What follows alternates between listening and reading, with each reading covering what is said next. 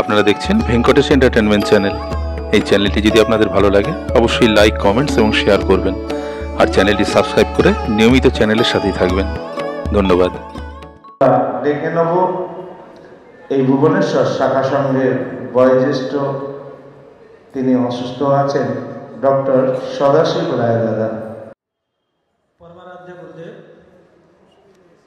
पीठाधीश बाबा हर माँ गौरी, भुवनेश्वर पीठाधीश लिंगराज महाप्रभु एवं मोर सम्मुखे उपस्थित पूजनीय मातृमंडली एवं भातृमंडली, आजिकार स्मरण सभा प्रयात रामानंद ब्रह्मचारी के केन्द्र कर। रामानंद ब्रह्मचारी जो आसते जो उठिली श्री गुरु महाराज पाखर दीक्षित होते दया करते से एत कम समय भितर पलि जाए आम स्मरण सभा करवा यहीटा आमर मान आशा नाला। रामानंद दादा 1974 रे जो गुरुदेव वार्षिकोत्सव को आसिले भुवनेश्वर तो आसती प्रति वर्ष एप्रिल मसरे आसती, मे मसरे वार्षिकोत्सव हुए, जून पाखापाखि पड़े जाती, मे शेष को पड़े जाती। एवं 1974 रे रामानंदा को से नहीं आसिले। से रामानंदा बयस हाली 18-20 वर्ष भीतर थिला। एक बार माने युवक माने सद्य युवक एथु अनुमान करा जाए एक्चुअली से कुछ घटनाटा कौन होता। आश्रम सेवानंद बेले आगुरी इनचार्ज है, आश्रम बहुत छोट थिला। सेवानंद बेले जड़े इनचार्ज था, कौन सी कारण से हठात आश्रम छाड़ी पड़गले। एवं रामानंद एते सन्यासी ब्रह्मचारी कर्मचारी सेंट्रल आश्रम थिले मध्य श्रीगुरु भगवान रामानंद को आणिक 74 आसिले एवं रामानंदा को 74 श्रीगुरु संघ भुवनेश्वर शाखा आश्रम एक गुरुत्वपूर्ण आश्रम दायित्व देकर गले। श्रीगुरु भगवान त्रिकालदर्शी एवं रामानंदर दक्षता संपर्क से एत कम बयस थिले मध्य रामानंदर दक्षता संपर्क सी खूब अनुध्यान करते। यह सहित रामानंद एवं गुरुदेव मध्य जेपरी इंद्रदा कहले से एमती गोटे अनाबिल पूर्णता मनीष थिले। तांकर समस्त सहित खूब अनाबिल संपर्क थिला, आनंद लब्ध संपर्क थिला। एवं गुरुदेव सहित विशेष करी गोटे पिता पुत्र संपर्क थिला। ये कथा गुरुदेव रामानंद अनेक समय पब्लिक मीटिंग रे कहती। मुझे गोटे दिटा मो भल लेखाटा बाहर कि नहीं जानी, गोटे उदाहरण कहूँ। रामानंदा गुरुदेव अनेक सेवायत थे, से मध्य रामानंदा जड़े व्यक्तिगत सेवायत थे। रामानंदा गुरुदेव समस्त कार्य करते, एपरिक गाधुआ गाधि गुरुदेव करदे, खाइबा रान्ना रोषे करवा, प्रसाद रोषे करवा सब रामानंदा करुले। एवं कहली जहाँ रामानंदा संपर्क गुरुदेव सहित गोटे पिता पुत्र संपर्क थिला। केमतिया संपर्क अनुमान करें। थरे रामानंद दादा गुरुदेव प्रसाद तैयारी करुँच सागु प्रसाद, एवं सागु प्रसाद फुटुची टिके समय बाहर को पलि गले कौन कारण। गुरुदेव कौन कले ना भाविले बोधे प्रसादटा हो किसी लुण पकईदे आने ताहे। नॉर्मली गुरुदेव पकाती नहीं, भाविले कौन पड़ी कि ना टे लुण पकईदे, देखे रामानंदा को नहांती। एवं रामानंदा जो आसिले गुरुदेव आ भूली जाइए मु लुण पकई कह। रामानंदा आउ थे से पकईदे लुण। गुरुदेव जो सेवा कले बहुत लुणिया। ए रामानंद तुम गोटे आउ थे लुण पकई दीच ना? नहीं तो मु थे पकई ना आम के ना बोलिया तुम्हें किए ना लुण पकाई। रामानंदा आश्चर्य। सेठी रामानंदा गुरुदेव पर रागी जाइए। गुरुदेव रागुंट रामानंदा मत न पचार के कहीं तुम लुण पकईले बोली। रामानंदा लगी आपने के सब समय लुण देन, आम के ना बोली आपने के लुण पकईले। ये संपर्कटा बाबा रागुच पुओ उपरे, पुओ रागुच बाबा उपरे। ये गोटे पिता पुत्र मधुर संपर्क भाव गुरुदेव पाखे था। एवं आउ थे कौन है रामानंदा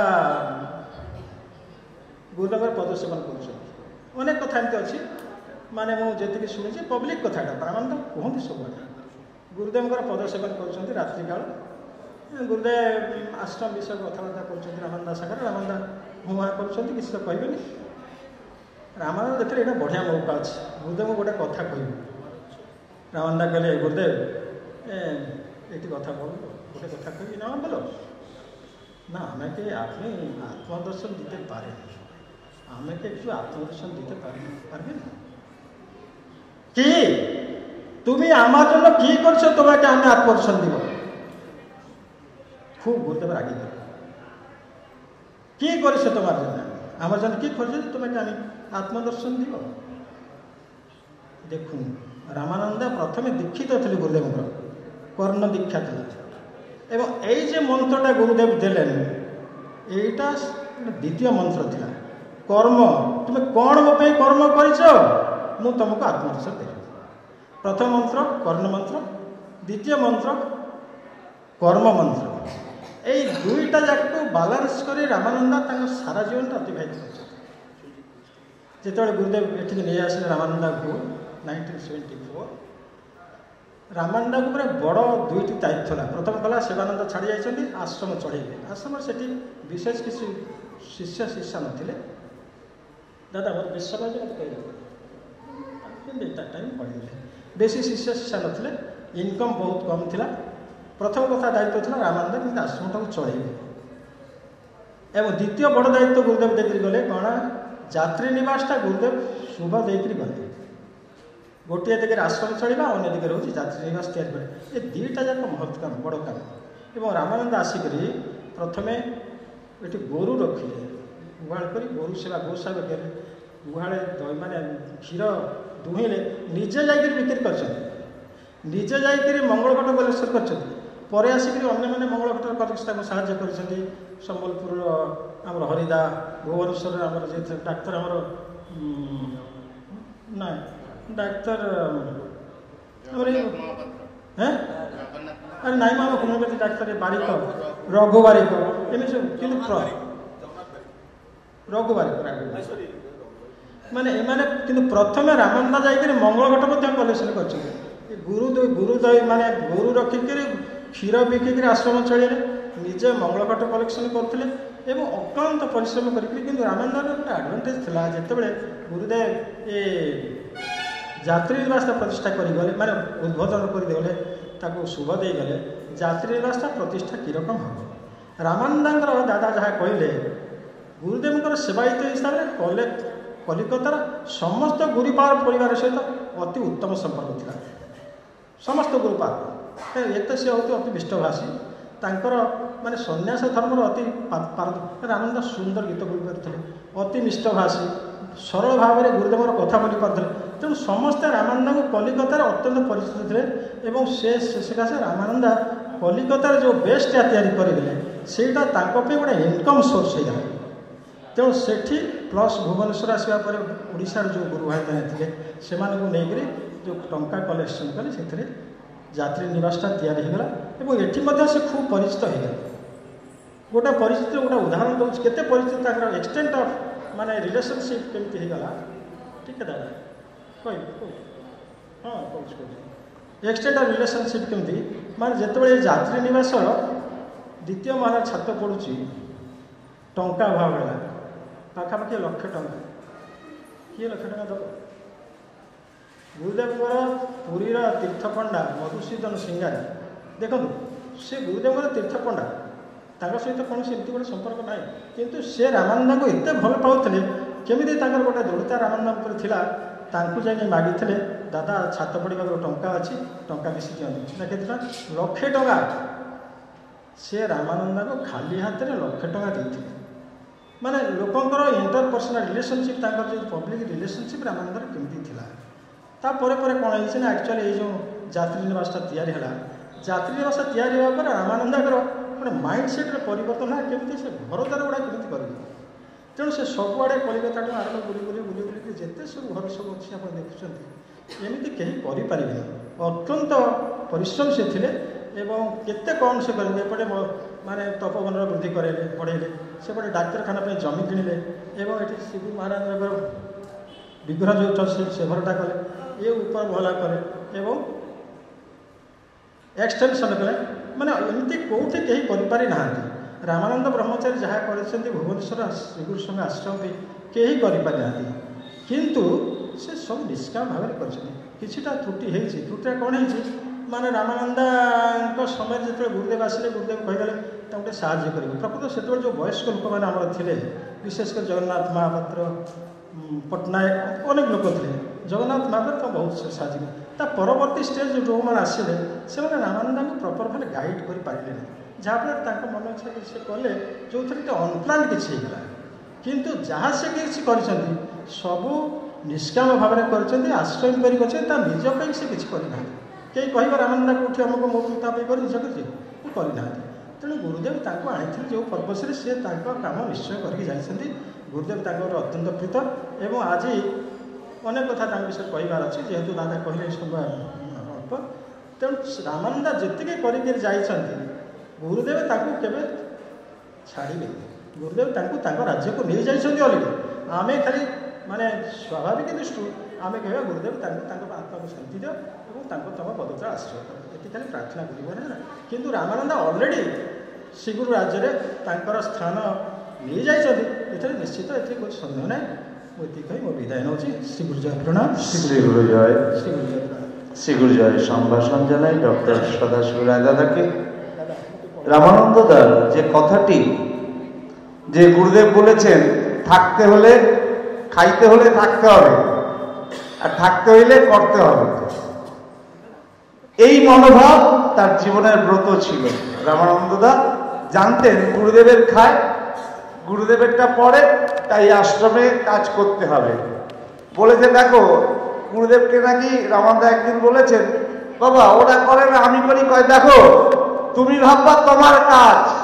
ওরা তোমার সহযোগিতা করে তা সেই কথাটা মনে পড়লো রামানন্দ অনেক জায়গায় ধর্মসভায় কথাটা বলে থাকেন আজকে ডক্টর সদাশিব দাস সেই কথায় আলোকপাত করলেন এবার এই আশ্রমে আরেকজন মানুষ সন্তোষ মহাপাত্র যারা একসাথে এই অমল চক্রবর্তী দা এই সন্তোষ মহাপাত্র আমিও প্রত্যেক সপ্তাহে মোটরসাইকেল নিয়ে আসতাম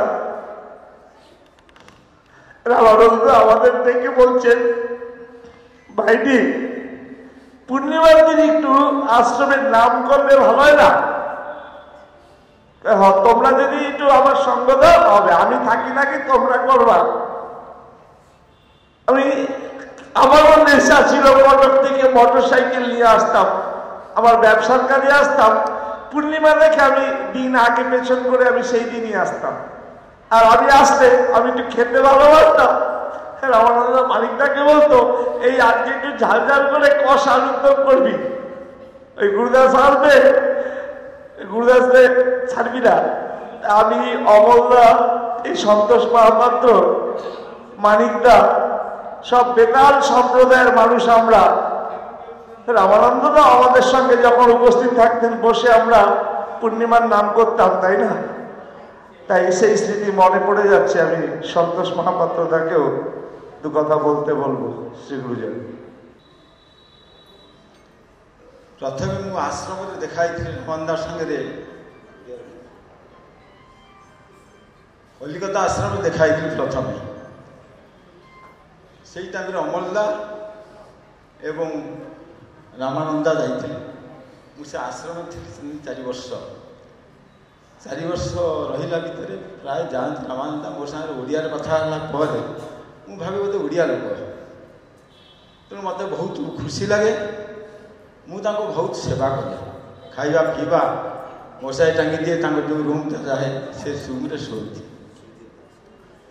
ଦିନେ ଯାଇଛନ୍ତି ଆରେ ତୁ ତ ଓଡ଼ିଆ ପିଲା ତୁ ଓଡ଼ିଶା ଚାଲ ଭୁବନେଶ୍ୱର ଆଶ୍ରମ ରହିବୁ ତତେ ମୁଁ ଗୋଟେ ସରକାରୀ ଚାକିରି ଦେବି ଏମିତି କହିଲା ଭିତରେ ମୁଁ ଆଜ୍ଞା ମୁଁ ଯିବି ମୋର ମନ ଥାଏ ଗୋଟେ ସରକାରୀ ଚାକିରି ପାଇବି ତେଣୁ ସେଇ ହିସାବରେ ମୋ ମନ ଲକ୍ଷ୍ୟ ଥାଏ ଯଦି ଯିବି ଭୁବନେଶ୍ୱର ଆଶ୍ରମ ଯିବି କେତେ ଦିନ ରହିବି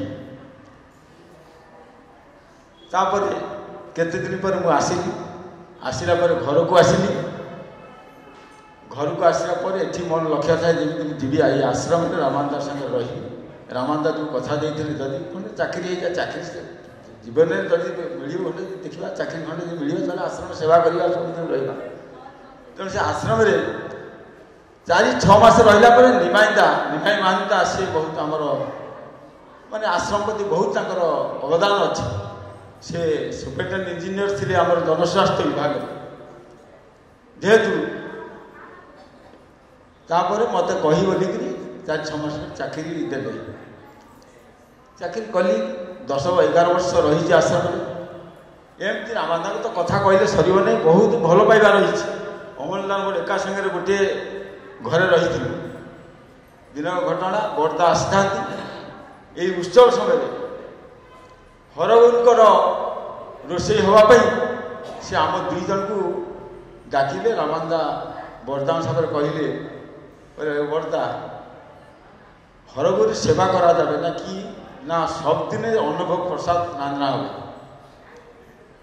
আরে করবে যে ব্রাহ্মণ দরকার, ওরা 2 ছামড়া যদি করতে পারবে না। হ্যাঁ বর্দা ওরা 2 জন দায়িত্ব নেবে রাখবে। তারপরে গুরুদেব কৃপায় সেই দিন থেকে এখন অবধি হরগুরু সেবা চলছে, রান্নাভোগ সেই দিন থেকে চলছে। আমরাই সুবিধা অসুবিধা, আমি তো কাছাকাছি থাকি, অমলটা দূরে থাকি, কিন্তু যখন আশ্রম খবর দিয়ে আমরা আসি সবসময় রান্না এবং পুজো টুজো করি। এখন তো ব্রাহ্মণ অসুবিধা, ব্রাহ্মণ পাওয়া যায় না কোন জায়গায়, কিন্তু সুবিধা আছে আমরা আসি এখানে রান্না টান্না সব করি, আর ভোগ রান্না ভোগ পূজা টুজো সব করি। এই হচ্ছে গুরুদেবের এই যে রামানন্দার কাজ যে হলো, এই কাজটা যে এমনভাবে হয়েছে, এত রকম আইটেম আমি বলতে ঠিক না। আমি একা আর কলকাতা থেকে 2 জন গুরু ভাই আসছিল ব্রাহ্মণ, আমাকে সাহায্য করেছে। কিন্তু অনেক পথ হয়েছে, তাও ঠাকুরের কৃপায় সবাই বলতে ভালো প্রসাদ হয়েছে। এই হচ্ছে আমার মন্তব্য। আর রামানন্দার কথা তো বললে অনেক শেষ হবে না, আমার সঙ্গে তো তার অমরনাথ সঙ্গে দেখা হয়েছে। এই কইয়া মন্তব্য শেষ করছি। শ্রী গুরু জয়। শ্রী গুরু জয়। পলাশী আশ্রমের চিন্ময় ভট্টাচার্য দাদাকে জয়। ওম অখণ্ড মণ্ডলাকারং ব্যক্তং যেন চরাচরং তৎপদং দর্শিতং যেন তস্মৈ শ্রী গুরবে নমঃ। গুরু ভগবানের শ্রীচরণে শত সহস্র কোটি প্রণাম নিবেদন করি মন্দিরে অবস্থান করছেন আমাদের হরগৌরীর যুগল চরণে প্রণাম নিবেদন করে, গোপালের শ্রীচরণে প্রণাম নিবেদন করি এই ভুবনেশ্বরের যিনি অধীশ্বর সেই লিঙ্গরাজকে আমি প্রণাম জানাচ্ছি, নিবেদন করছি। এবং আজকের এই যে স্মরণ সভা, এই স্মরণ সভায় উপস্থিত শ্রী শ্রী গিরিধারী আশ্রমের সেবায় পূজ্যপাদ ইন্দ্রজিৎ চক্রবর্তী দাদাকে আমার প্রণাম। মঞ্চে উপবিষ্ট শ্রী গুরু সংঘ সন্ন্যাসী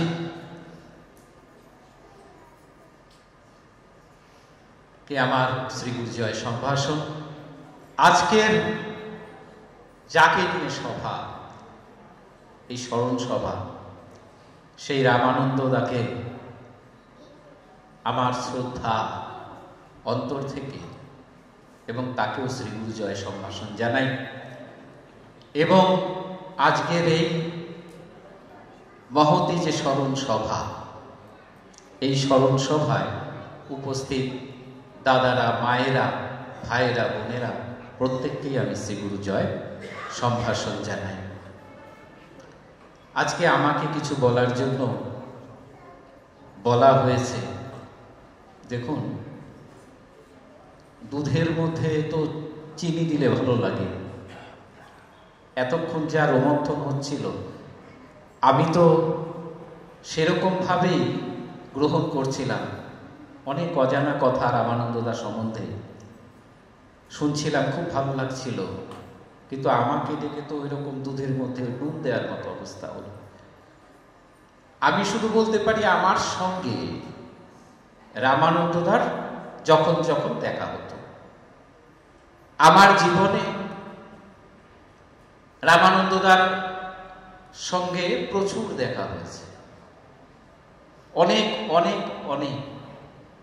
তিনি চাইতেন যে একবার ভুবনেশ্বর আসে, কিন্তু আসতে পারিনি। তিনি বলতেন, গেলেই একটা মৃদু হাসি দিতেন, ও চিন্ময় কেমন আছো বলে জড়িয়ে ধরতেন আগে। তারপরে কুশল বিনিময়ের পরে বৌমারে লয়ে যাবা তো। আগে যখন ছিলাম একা তখন কবে যাইবা ভুবনেশ্বরে কও। কিন্তু সত্যি বিশ্বাস করুন, ভাগ্যে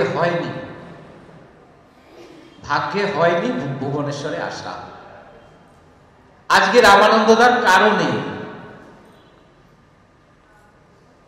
আজকে ভুবনেশ্বরে এসেছি। ভুবনেশ্বরের অধীশ্বর লিঙ্গরাজকে আজকে প্রথম দর্শন করেছি, হরগৌরীকে আজকে প্রথম দর্শন করেছি। কিন্তু তার সঙ্গে সম্পর্ক অনেক দিনের, প্রতি বছরের। এমন একটি জিনিস গুরু ভগবান চয়ন করেছিলেন। আমাদের গুরুদেবকে বলা হতো পরিব্রাজক আচার্যবর শ্রী শ্রীমৎ দুর্গা প্রসন্ন পরমহংসদেব। তিনি পরিব্রাজন করতেন, তিনি ছিলেন পরিব্রাজক। পরিব্রাজক করতে করতে করতে করতে তিনি এরকম শ্রীগুরু সংঘের মধ্যে তিনি এমন কিছু চয়ন করেছিলেন, এমন কিছু ব্যক্তিকে যাদের দিয়ে শ্রীগুরু সংঘের কাজ তিনি করিয়ে নিয়েছিলেন। তার মধ্যে একজন এই রামানন্দদা।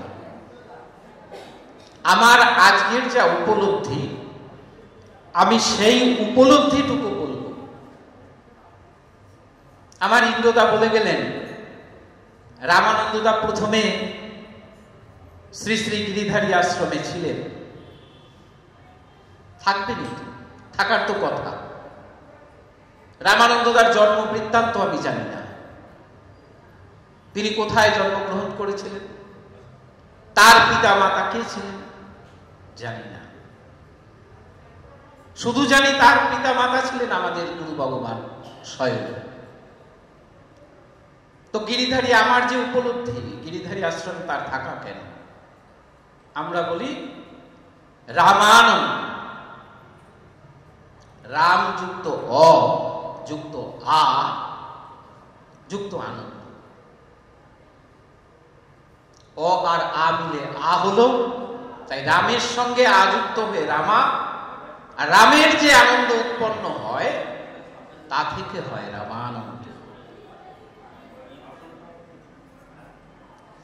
সত্য যুগে নারায়ণ, দাপর যুগে রাম। সত্য যুগে নারায়ণ, ত্রেতা যুগে রাম, দাপর যুগে বংশীধারী কৃষ্ণ স্তব নাম। তাই সেই রামের মনে যে আনন্দ উৎপন্ন হয়, সেই আনন্দই হচ্ছে রামানন্দ। তিনি গিরিধারীর কাছে অবস্থান করবেন না তো কোথায় অবস্থান করবেন? তাই তার প্রথম জীবনে তিনি গিরিধারী লালের কাছে তিনি অবস্থান করলেন। তারপর সেই ফুলই এনে সিঞ্চন করলেন গুরু ভগবান ভুবনেশ্বর আশ্রমে। সেই রামের থেকে উৎপন্ন আনন্দ, তিনি যেন ভগবতী মাকে পুজো করছেন, হরগৌরীকে। তাই গুরু ভগবান এই হরগৌরীর স্থানে তাকে স্থান দিলেন, তাই তিনি রামানন্দ। এবং এমন এমন কাজ তিনি করে গেছেন। তুমি যবে এসেছিলে ভবে, কেঁদেছিলে একা তুমি, হেসেছিল সবে, এমন জীবন হবে করিতে গঠন। মরণে কাঁদিবে তো হাসিবে তুমি, কাঁদিবে ভুবন। আজকে এই ভুবন কান্না করছে। দেখুন কি সুন্দর মৃদু মৃদু হাসছেন, ওনার হাসি থামত না। সবচেয়ে আশ্চর্যের বিষয়, কি উপলব্ধি, গিরিধারী আশ্রমে গেছেন, আমি রয়েছি, জেঠু রয়েছেন, ইন্দ্রদা রয়েছেন, বলছে চিন্ময় ভরটা আছে, এখনো কিছু হয় নাই, শক্ত হাতে ধরো, শক্ত হাতে ধরো।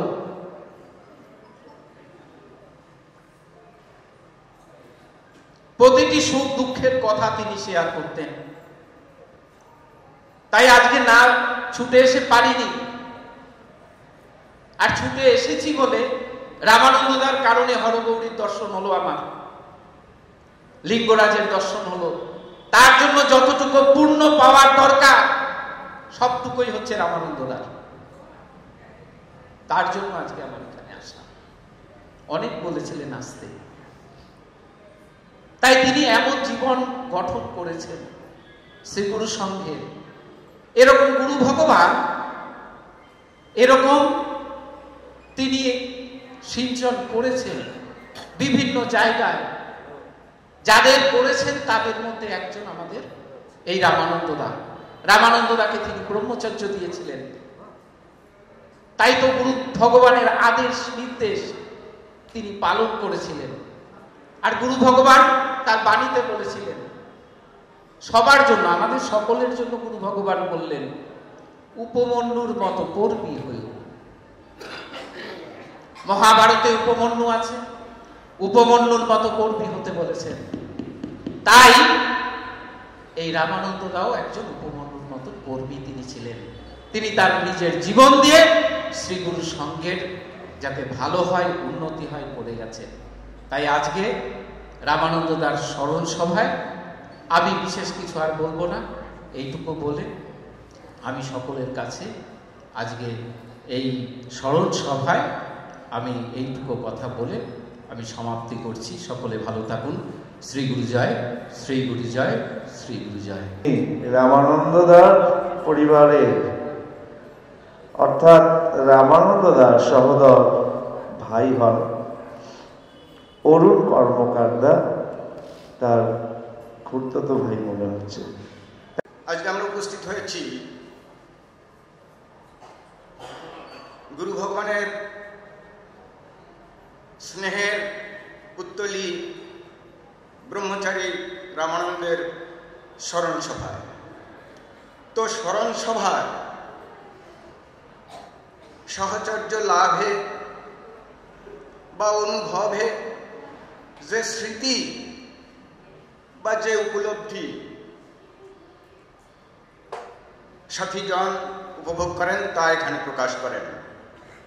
কিন্তু আমি যদিও তার পরিবারের লোক,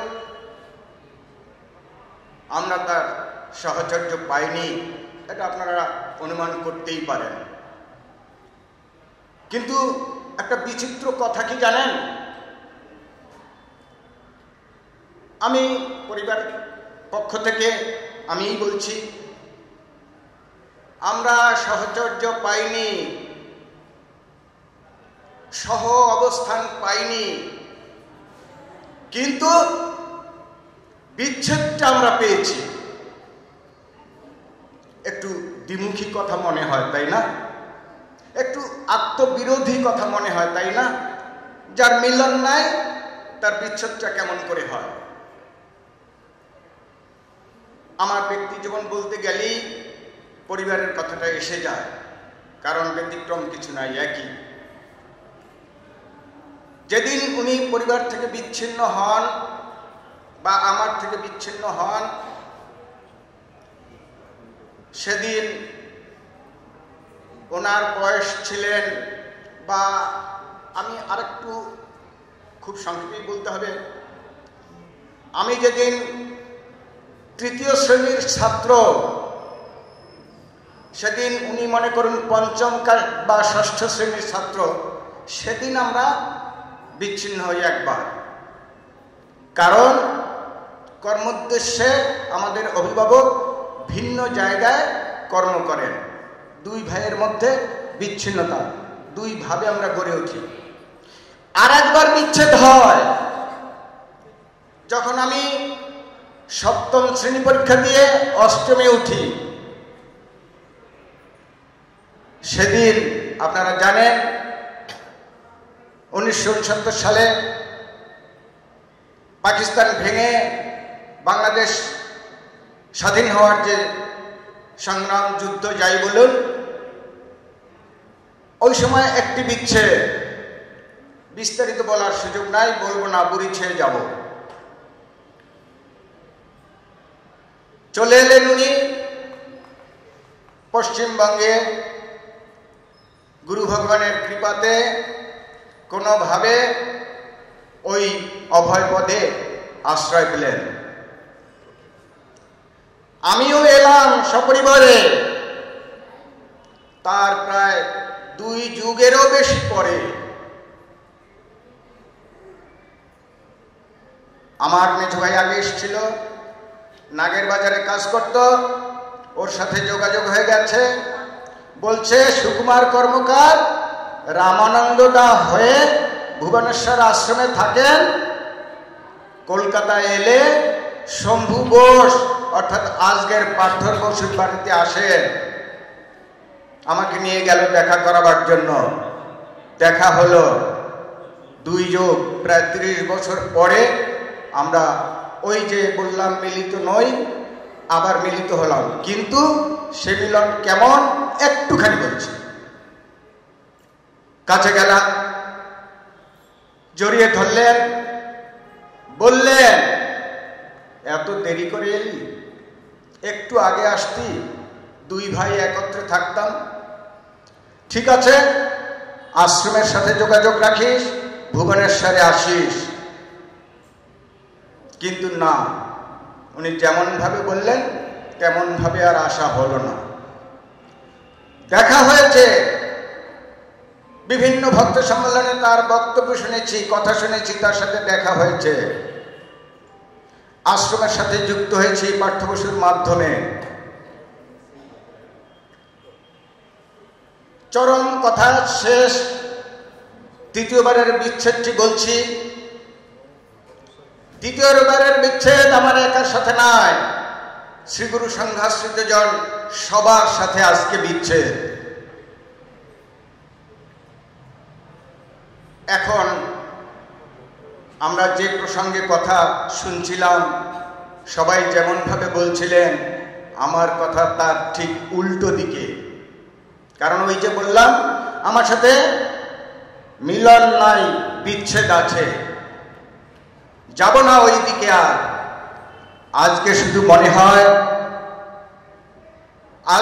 মনে হয় তাপিত পরাণে চাহি তব মুখ পানে। শুধু একটুই বলবো, কেন তাপিত পরাণে? তাপিত পরাণে চাহি তব মুখ পানে, কিন্তু কেন? আমরা এক পরিবারের 2টি ভাই। আমি দাদার পূর্বসূরি হব, আমার দাদা আমার পূর্বসূরি, আমি উত্তরসূরি হব। আমার দাদা অগ্রজ, আমি তার অনুজ হব। আমার আক্ষেপ, আমার দুঃখ, আমি তা হতে পারিনি। কেন? তিনি এই সংসারের মায়া, এটাকে ছেদ করে ওই অভয় চরণে আশ্রয় পেয়ে গুরুর আদেশ মেনে সংঘের নিষ্কাম কর্ম করে মায়া মুক্ত হয়ে মুক্ত পুরুষের মতো বিচরণ করেছে।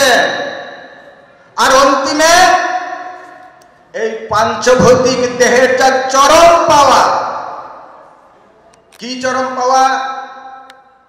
গুরু ভগবানের স্নেহ, গুরু ভগবানের কৃপাতে এই পাঞ্চভৌতিক দেহের অন্তিম সময়ে স্বর্গদ্বারের মতো জায়গায় শ্রীগুরু সংঘের আশ্রমের আঙিনায় যে জগন্নাথ দেবের সাথে গুরু ভগবান বিলীন হয়েছে, সেই জগন্নাথ দেবের পাদমূলে কাদের দ্বারা? আমাদের যারা পরমাত্মীয় সেই গুরু ভাইদের দ্বারা তার অন্তিম সংস্কার অর্থাৎ অগ্নি সংস্কার হয়েছে। একটা প্রাণী মানুষ হিসাবে এর চাইতে বেশি কিছু আশা করতে পারে না। গুরু ভগবানের রাতুল চরণে আমার শতকোটি প্রণাম। হে গুরু ভগবান, তোমার স্নেহের পুত্তলি, তুমি তাকে তোমার চরণে ঠাই দাও। আমি জানি, আমি প্রার্থনা করি, তুমি তো অবতার, একবার নও, বিভিন্ন সময়ে এসেছ, আবার আসবে। তুমি তাকে তোমার পার্শ্বদ করে নিয়ে এসো। আর আমার আক্ষেপ, আমি তার অনুসারী হতে পারলাম না, আমি তার উত্তরসূরি হতে পারলাম না, আমি মোহমুক্ত হতে পারলাম না। আমি বলতে পারছি না নষ্ট মোহ স্মৃতির লব্ধা তৎপ্রসাদায় মাচ্যুত স্থিত হসিমি গত সন্দেহ করিষ্যে বচনং তব। আমি গুরুবাক্য পালন করে শ্রীগুরু সংঘের কর্ম করে গুরুর উপর নির্ভর করে চলতে পারিনি। তাই তো আজ তাপিত পরাণে চাহিতব মুখপানে শ্রীগুরু জয়। গুরু ভগবানের রাতুল চরণে আমার তথা রামানন্দ দার পূর্বাশ্রমের পক্ষ থেকে আমরা যতই প্রার্থনা করি না করি, তার যে জীবনের সংকল্প ছিল গুরুকর্ম করে তার চরণে ঠাঁই পাবেন, নিশ্চয়ই তিনি ঠাঁই পেয়েছেন। তবু আমরা মায়াবদ্ধ জীব, আমরা আমাদের কর্তব্য করব, তার চরণে জানাবো। আমরা এবার আমাদের মধ্যে ইন্দ্রাণী বোস দিদি, যার অক্লান্ত পরিশ্রমে এই স্মরণিকা গ্রন্থটি প্রকাশিত হয়েছে, যদিও অনেক গুরু ভাতা ভগ্নী পরে দিয়েছেন, কিন্তু এই স্বল্প সময়ের মধ্যে আমাদের সবারটা তাও কিছু রয়ে গেছে, অনেকে জানি, সেগুলো অনেক পরে দিয়েছেন যা আমাদের। আচ্ছা, শ্রীগুরু জয়। এবার ইন্দ্রাণীদি বলবেন। শ্রীগুরু জয়। শ্রীগুরু জয়, শ্রীগুরু জয়, শ্রীগুরু জয়। সবাইকে শ্রীগুরু জয় জানাচ্ছি, আলাদা আলাদা করে আর জানাচ্ছি না, সময়টা অভাব। রামানন্দদা এমন এক মায়াবী লোক বলবো না কি বলবো জানি না, সঠিক বাংলা শব্দ আমি চয়ন করতে পারছি না। ওই যে বললো সবাই ভাবে আমাকেই বেশি ভালোবাসে, আমারই সখা। এমনি একটা ভাব আমাদের পরিবারেও আছে। যখন সবার সঙ্গে কথা বলছি দেখছি আরে এই তো সবার সঙ্গে এইরকম। ঠিক আছে, এখন আমি বলি, আমি খুব ছোট ছিলাম, এই জানলাটা ধরে যখন প্রথম আশ্রমে গুরুদেবকে দেখছি, তখন একটা গুরুদেবকে দেখছি কে বুড়ো মানুষ, সবাই পুজো করছে, আমি কোনো আনন্দ পাচ্ছি না, কিন্তু তখন একটা নাম আমার কানে বারবার বাজছে, সেটা হলো রামান্দা। রামানন্দদাটা আজকাল একটু ভালো করে সবাই বলছে, তখন আমি শুনেছি রামান্দা রামান্দা রামান্দা। আমিও ছোট ছিলাম, নামটাই নিয়ে আমি বাড়ি গেছি, কেউ একটা রামান্দা আছে। তারপর যখন কলেজে আমি আইএসসি পাশ করি, তখন আমার পিসির সঙ্গে এসেছিলাম ঠাকুর প্রণাম করতে, তখন ওনাকে দেখেছি এইরকম হলুদ কাপড় পরা, ফটোগ্রাফারের মতো। ফিরে গেছি, বলেছেন সেবা করে যাবা, শুনেছি কি শুনিনি মনে নেই। তারপর কলেজে পড়তাম, এখানে ইউনিভার্সিটিতে এমএসসি করতাম যখন, তখন বন্ধু বান্ধবদেরকে নিয়ে খাবার লোভে, গুরুদেবকে দেখার লোভে হস্টেল থেকে চলে আসতাম। তখন রামান্দা বলতেন সেবা করে যাবা, সে আর বলতে, হস্টেল ফেরত বাচ্চারা সেবাই তো তাদের প্রথম ধর্ম। এখানে এলে হরগৌরীর পায়েস থাকে।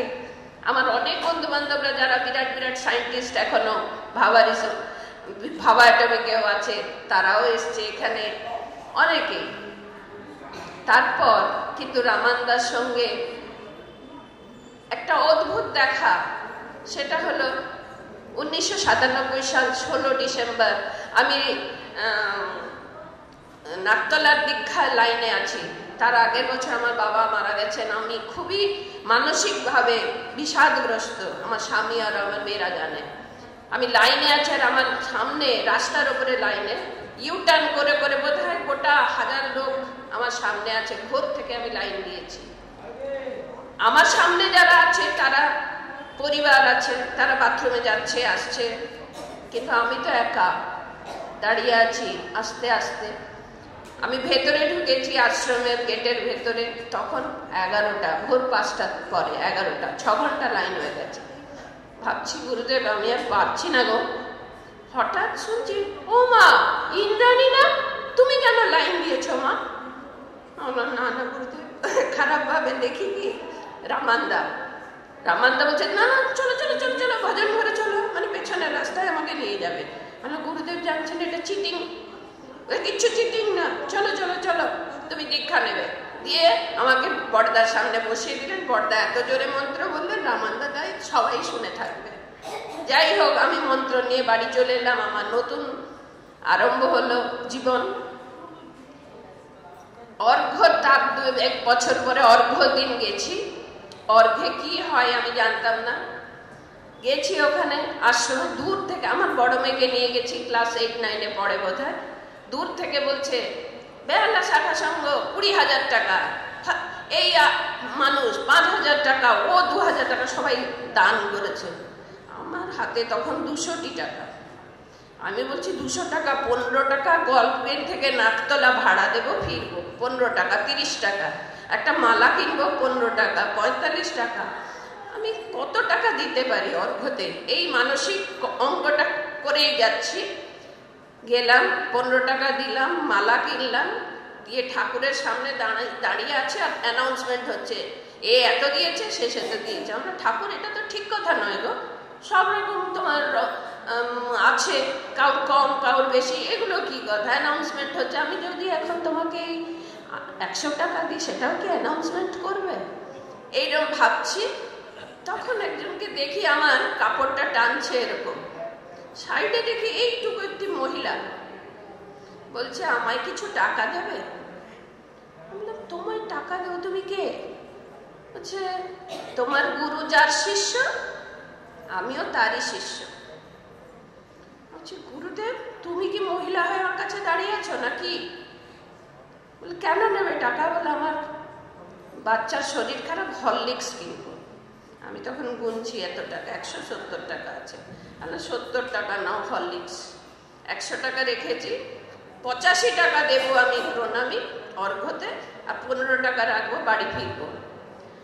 এই মানসিক অঙ্ক যখন খুব চলেছে, ঠাকুরকে দেখছি, এই সময় আবার ওমা ইন্দ্রাণী দেখি এই ভদ্রলোক এখানে কি করছে, অর্ঘ্য দেবে চলো। তখন আমি আর বলতে পারছি না 85 টাকার আমি বেশি দিতে পারবো না। তখন দয়াল ঠাকুর ওনার মধ্যে, আমার মনে হয় সবকিছু উনি বোধহয় ওনার ভিতরে ঢুকে আসেন, আমার কাছে অন্তত একটা অজগর প্রমাণ, অজগরও ছোট হবে এইরকম একটা মালা আমার হাতে ধরিয়েছেন, আর আমি এমনি হয়ে গেছি। এইটা তুমি অর্ঘ্য দেবে চলো। মেইন স্টেজে নিয়ে গেছেন আমাকে আর আমার মেয়েকে, পড়াও, এই হলো তোমার অর্ঘ্য। আমি ওইটা দিয়ে অর্ঘ্য দান করে ঠাকুরকে বললাম লজ্জা থেকে বাঁচালে গো, দিয়ে চলে এসেছি। এরপরে এমনি এমনি অনেক ঘটনা, উনি আমার সঙ্গে আছেন, কিন্তু সব সময় এখানে যখন আসতাম এই আশ্রমে, বাড়িতে বলতেন তোমার তো সবসময় চিন্তা নাকতলা আশ্রমের জন্য। আমরা না গো, যেখানে গুরুদেবের আশ্রম তার জন্য আমার চিন্তা। এখানে যখন আসতাম তখন যদি না থাকতেন ভালো লাগতো না। বলতেন সুজিত, ইন্দ্রাণী হসপিটালটা করবা, হসপিটালটা করবা। ওইখানেই বোধ ওনার ইচ্ছা, সবকিছু আটকে আছে। আজকে আই হসপিটাল হবে বা হচ্ছে হোয়াট এভার, কিন্তু যদি আগেও আরো কিছু হয়, হবেও। কেননা ঠাকুর তো আমাদের কারোর মধ্যে দিয়ে নিজেই ম্যানিফেস্টেশন করেন, নিজেই প্রস্ফুটিত হন, নিজেই বিকশিত হন, হবে। কিন্তু তার সঙ্গে সঙ্গে আমার মনে হয় আমরা সবাই আজকে একটা প্রমিস করব, অন্তত বছরের একটা দিন আশ্রমকে আমরা শ্রম দান করব, শুধু টাকা নয়, শ্রম। যেরকম গুরুদ্বারায় কেউ বাসন মাজে, কেউ চপ্পল রাখে, তেমনি আমরা যারা অর্থ আছে অর্থ দেব, অর্থ না থাকলে একটু ঝুল ঝাড়বো, একটু জায়গাটা মুছিয়ে দেব, বই খাতাগুলো একটু গুছিয়ে দেব, কাপড় জামাগুলো একটু গুছিয়ে দেব, পুরুষ মানুষরা বাগানটা একটু দেখবে। এটা বাবার বাড়ি, বাবার বাড়িতে আমরা এসে আমরা করব। আর এই তপবন যেটা গুরুদেব নিজে হাতে করেছেন, সেগুলোর উন্নতি আমরা যেন করি। আমার মনের মধ্যে এটাই মনে হয়, গুরুদেব যা যা রেখে গেছেন সেগুলোর দেখাশুনো করা আমাদের প্রথম কর্তব্য। রামানন্দ দা যা আর্ধেক রেখেছেন, আমরা তার সঙ্গে সেগুলো কমপ্লিট করা আমাদের কর্তব্য। আমাদের নিজের স্বপ্ন, নিজের ইচ্ছা, এগুলোকে একটু পিছিয়ে রেখে ঠাকুরের ইচ্ছেকে আগে প্রাধান্য দেওয়া আমাদেরই কর্তব্য। আশা করি রামানন্দ দা এখন ড্রেস চেঞ্জ করছেন, যেরকম অ্যাক্টররা চেঞ্জ করতে যায় না, সেইরকম রামানন্দ দা বোধহয় এখন এই জীর্ণ শরীর, অসুস্থ শরীরকে চেঞ্জ করে আবার হয়তো একটা ইয়াং ছেলে হয়ে আসবেন আমাদের মধ্যে, যে আবার সেনাপতি হয়ে আবার নিয়ে যাবে। সেদিন হয়তো আমরা থাকবো। শ্রী গুরু জয়। কে কখন থাকবো না থাকবো ঠাকুর সব নির্ধারিত করে রেখেছেন, কে কোথায় যুক্ত হতে পারবেন।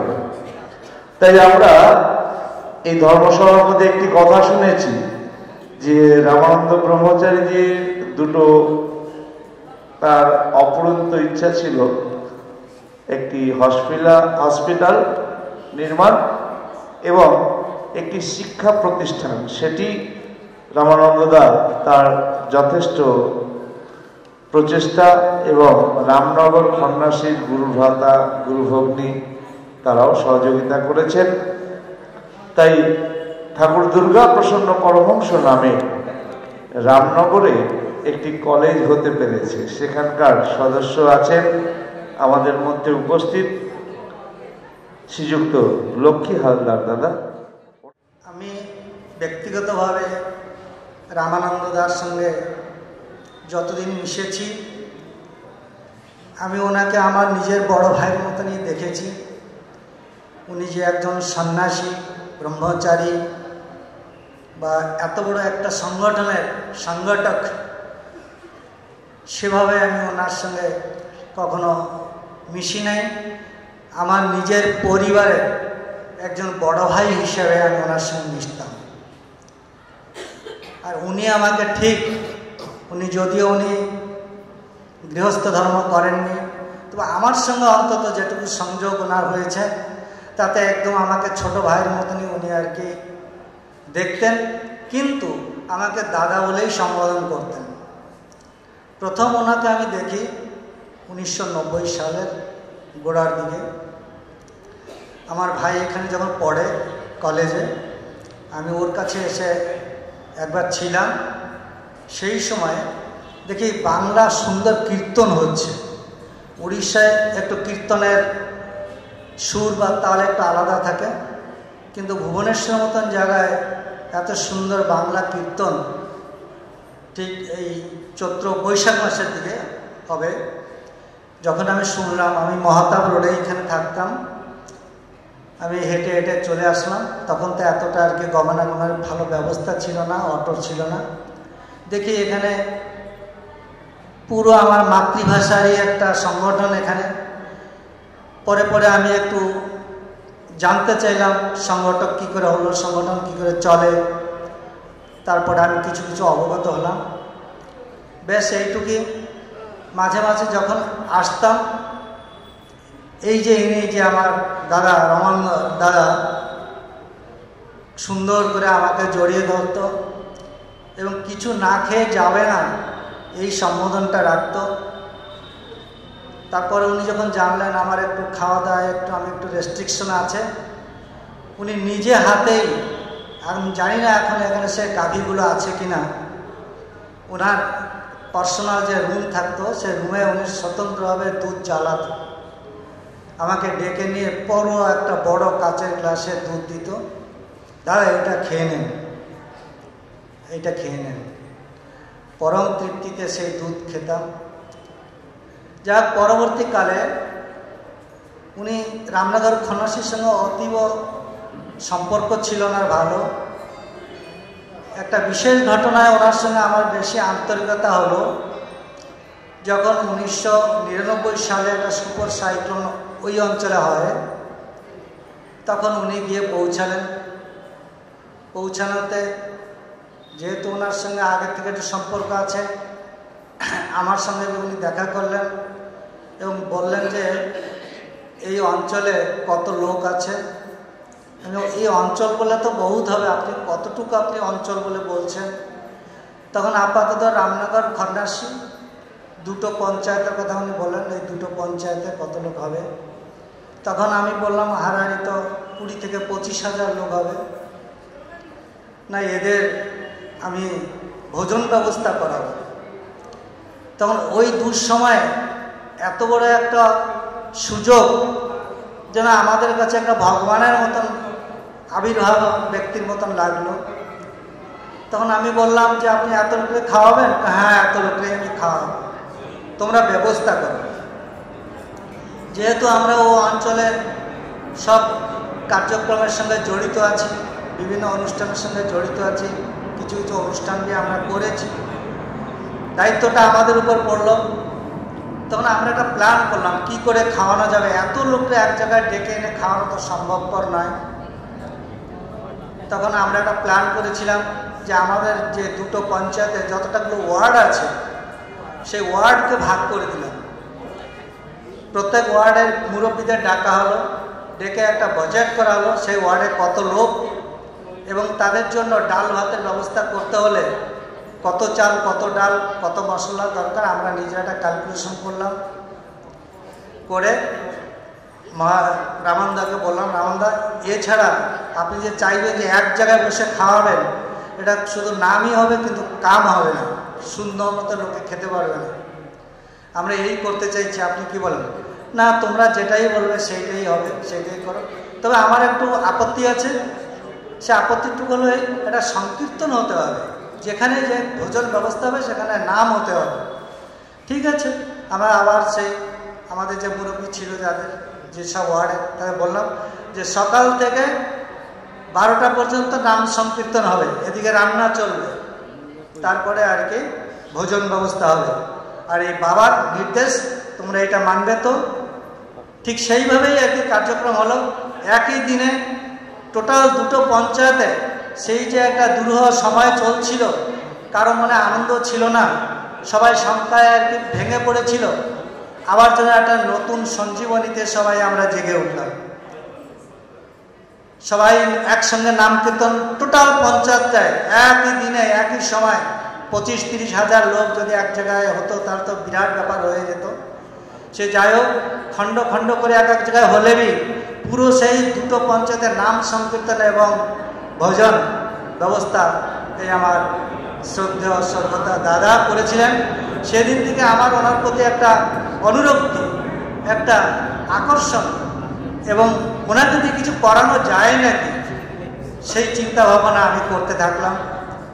আর উনি যখনই আমার সঙ্গে দেখা হতো বা আমি ওনার সঙ্গ পেতাম, আমি ওনাকে বলতাম, দাদা এই এরিয়া তো মৎস্যজীবী এরিয়া, মাছ ধরে খায় লোকে, গরিব লোক, সব উদ্বাস্তু, সবই আর কি বিতাড়িত, কী করে এদের কী করে, না একটা কাজ করতে হবে, এখানে একটা কলেজ করতে হবে, উচ্চশিক্ষার ব্যবস্থা করতে হবে।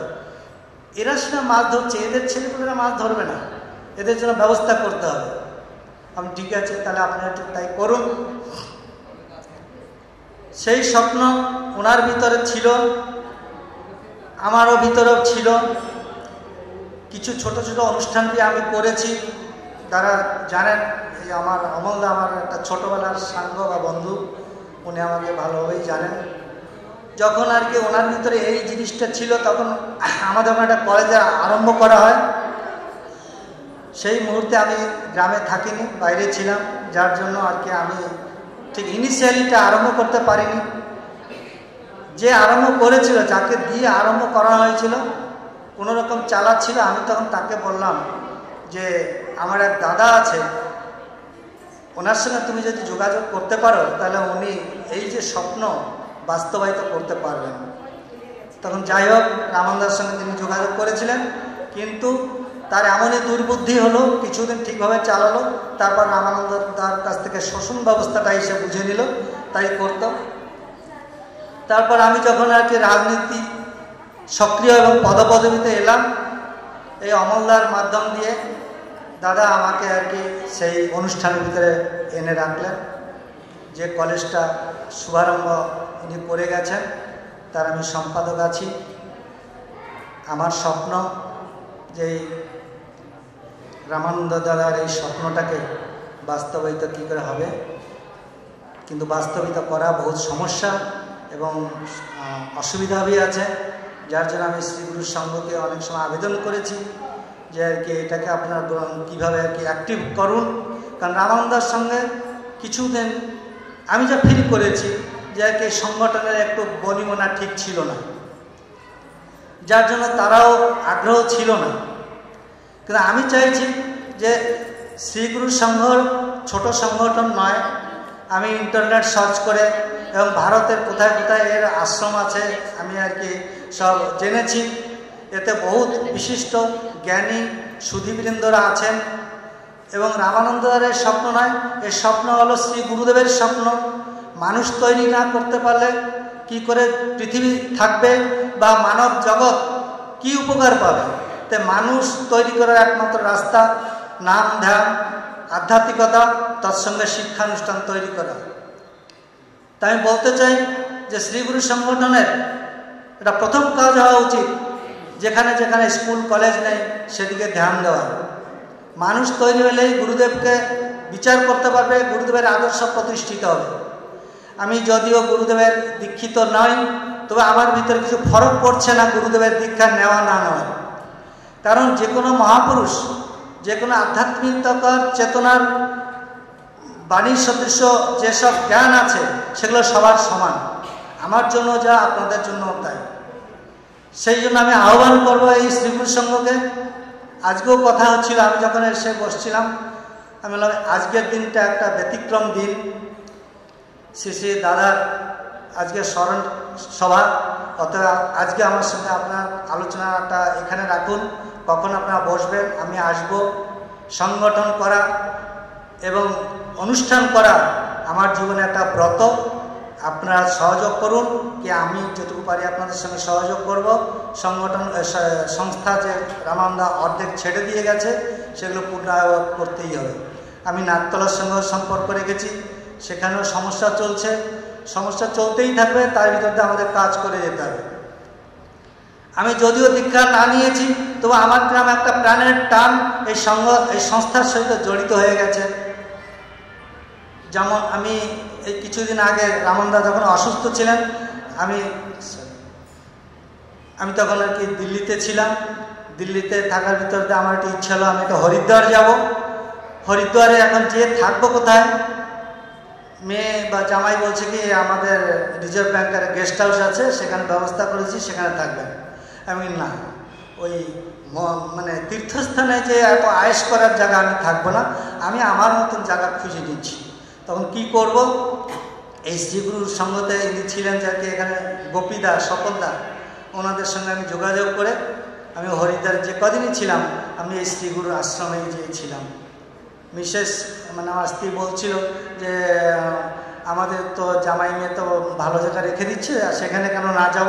আমি দেখো শ্রীগুরু সংগঠনের সঙ্গে আমার একটা নারীর সম্পর্ক হয়ে গেছে, তাই আমি সেখানেই থাকব। যাই হোক, আমার দুর্ভাগ্য দাদা যেদিন দেহ রাখলেন আমি প্রায় তো খবর নিতাম, আমি ঠিক ওনার দেহ রাখার 7-8 দিন আগে এসে পৌঁছেছিলাম। এসে ওনাকে দেখলাম, উনি ঠিক চিনতে পারছিলেন না। যারা পাশে ছিলেন তারা বলতেছিল বারবার লক্ষ্মীদা এসছে, লক্ষ্মীদা এসছে। তা উনি মানে তখন দেখছি ওনার স্মৃতি হারা হয়ে গেছেন, আমার সঙ্গে আর কথা হতে পারলো না। যাই হোক, পরম পিতার কাছে আমি ওনার প্রার্থনা করছিলাম যে দাদাকে সুস্থ করে তুলুন। অনেক কাজ ওনার এখনও বাকি আছে, ওনার জন্য এখনও অনেক সময় দরকার। কিন্তু যা বিধি যা বিধান তাই হয়েছে, সেটাই আমরা গ্রহণ করে নেব। ওনার দেহ রক্ষার দিনে আমি ছাড়তে পারিনি, এটা আমার দুর্ভাগ্য। আমি সেদিন আর কি বাঙ্গালোরে আমার মেয়ে বলছে যে আর কি, বাবা তোমার সেই রামানন্দ দাদা খবর জানো? না, কি হয়েছে? না এই যে ফেসবুকে বেরিয়েছে উনি নেই। যাই হোক, আমি আর কিছু বলতে পারছি না। আমি তখন এখানে যে থাকতো মানে ওনার কাছে শান্তি, আমার বোনের মতন, আমি ওকে ফোন করলাম কিন্তু ফোনটা রিসিভ হলো না। পরে আমি আর কি প্রায় 8 ঘন্টা 9 ঘন্টা পরে যখন যোগাযোগ করতে পারলাম, তখন শুনলাম যে ওনাকে রাত্রে পুরীতে নিয়ে যাওয়া হয়েছে। ওখানে জগন্নাথ ধামে ওনার শরীর বিলীন হয়েছে। সেই জন্য পরম পিতার কাছে, ঈশ্বরের কাছে আমি প্রার্থনা জানাই। আপনারা প্রার্থনা জানাচ্ছেন নিশ্চয়ই, আরও জানাবেন যে এইরকম মহান আত্মা যুগে যুগে আমাদের ভিতরে আসুক এবং কিছু মানুষ কল্যাণের জন্য কিছু কর্ম করে যাক আর কিছু নির্দেশ দিয়ে যাক, যাতে আমরা এই পৃথিবীতে শান্তি শৃঙ্খলা মতন জীবনযাপন করতে পারি। এই বলে আমি সবাইকে আর একবার শ্রীগুরুর জয় বলে আমার বক্তব্য শেষ করছি। শ্রীগুরু জয়। এখন স্মৃতিচারণায় অংশ নেবেন কটক শাখা সঙ্গে গুরুদাস চক্রবর্তী দাদা। প্রণাম জানাই আমার আরাধ্যতম দেবতা সদ্গুরু ভগবানের রাতুল চরণে। এবং এই আশ্রমে আসলে সে আশুতোষ ভগবান এবং মা পার্বতীকে দর্শন না করলে শান্তি পাওয়া যায় না। তার সঙ্গে এখানে গুরু ভগবান যাকে নিজের হাতে অনেক গুণীজন বয়স্ক ব্যক্তিগণ আশ্রম কর্তৃপক্ষ ছিল, তাদেরকে না বলে সেই অল্প বয়সের যুবক রামানন্দ ব্রহ্মচারীজির দায়িত্বে এই আশ্রম ছেড়ে গেছিলেন। সেই রামানন্দজিকে আমার তার স্মরণ সভায় তিনি আজকে উপস্থিত আছেন, তাকে জানাই আমার সশ্রদ্ধ প্রণাম। এবং নিজের বাহাদুরির কথা বলে সময় নষ্ট করব না, আপনাদের অমূল্য সময়। তবে এই কথা বলবো যে ভালোবাসার মানুষটি সবাই নেই নেই বলছে, এই কথাটি শুনতে ভালো লাগছে না। দেখেন, জন্মিলে মরিতে হবে, অমর কি কেউ রবে। বিধিকে উল্লঙ্ঘন করে বিধাতাকে খুশি করা যায় না। স্বয়ং ভগবান সদ্গুরু দুর্গা প্রসন্ন পরমহংস, সেও তো তার নশ্বর শরীর পরিত্যাগ করেছে। যুগে যুগে দেবতারা তারাও তো নশ্বর শরীর পরিত্যাগ করেছে। তো যাওয়ার একটা বাহানা চাই, তাই না? কেউ বলে রামানন্দাকে অবহেলা করা হয়েছে, অমুক করা হয়েছে, তমুক করা হয়েছে। না, আমার একটাই প্রশ্ন, যে বলে সে রামানন্দদার জন্য কতটা কর্তব্য করেছে? আমার প্রথম কথা। গুরুদেব যে কথা বলেছেন, কারোর দিকে একটা আঙ্গুল দেখালে নিজের দিকে 3টে আঙ্গুল, আমি 3 গুণ দোষী। তাই কাউকে দোষারোপ না করে আমার কি অবদান আছে, রামানন্দার প্রতি আমি কি কর্তব্য করেছি, সে তো সঙ্গের জন্য অনেক করেছে, আমি আশ্রমের জন্য কি করেছি, সেই সব ওই বিচারে যেন না। সবাই আশ্রমে আসবেন। আমরা একটাই জিনিস সবাই অব্যাহত রাখবো। বিশেষ করে আমি উড়িষ্যার যতগুলো শাখা সঙ্গে গুরু ভ্রাতা গুরুভোগ নিয়ে এসছেন, তার সঙ্গে ভারতবর্ষের যেখান থেকে যারা এসছেন, আমি উড়িষ্যার গুরু ভাই বোনদেরকে বলবো, আমাদের সকলের একটাই চেষ্টা হওয়া উচিত। এখানে ভুবনেশ্বর আশ্রমে কেউ যদি আসে, রামানন্দদা যেভাবে আতিথ্যতা দিতেন, যেভাবে তাদের জিজ্ঞাসা করতেন, যেভাবে একটু সেবার ব্যবস্থা করতেন, সেই যা হোক না, ডাল ভাত যাই হোক, সবাই যেন সেই পরিষেবা পায়, তার দিকে আমাদের সকলের লক্ষ্য রাখা উচিত। ওই আমি বলবো আমি গেলাম ঠিক আছে, আর যাবো না আশ্রমে, এইভাবে করেন না। তাহলে এই সবাই রামানন্দদা নেই নেই নেই বলছেন, ওইটাই সত্যি হবে না। তিনি আছেন আমাদের মধ্যে, আজকেও আছেন। তার যে সেই অপরন্ত ভালোবাসা আমাদের সকলের হৃদয়ে যেন প্রেরণা রূপে আজকে কাজ করে। আমরাও যেন মাঝে মধ্যে আশ্রমে আসব। যদি আশ্রম কর্তৃপক্ষ কোনো কিছু করছে নিজেদের মধ্যে মানিয়ে নেব, সেটা কিভাবে ভালোভাবে হবে, নিজেদের আলোচনার মধ্যে সেটা কিভাবে সমাধান করব, সেই না করে সমালোচনা করে দলবাজি করে আশ্রমটাকে নষ্ট করেন না। সকলের চরণে প্রার্থনা করি। এই ভুবনেশ্বর আশ্রমে আমি তো বলছি শ্রীগুরুর সঙ্গে গিরধারী আশ্রম গুরুদেবের পৈতৃক সম্পত্তি, তাই না?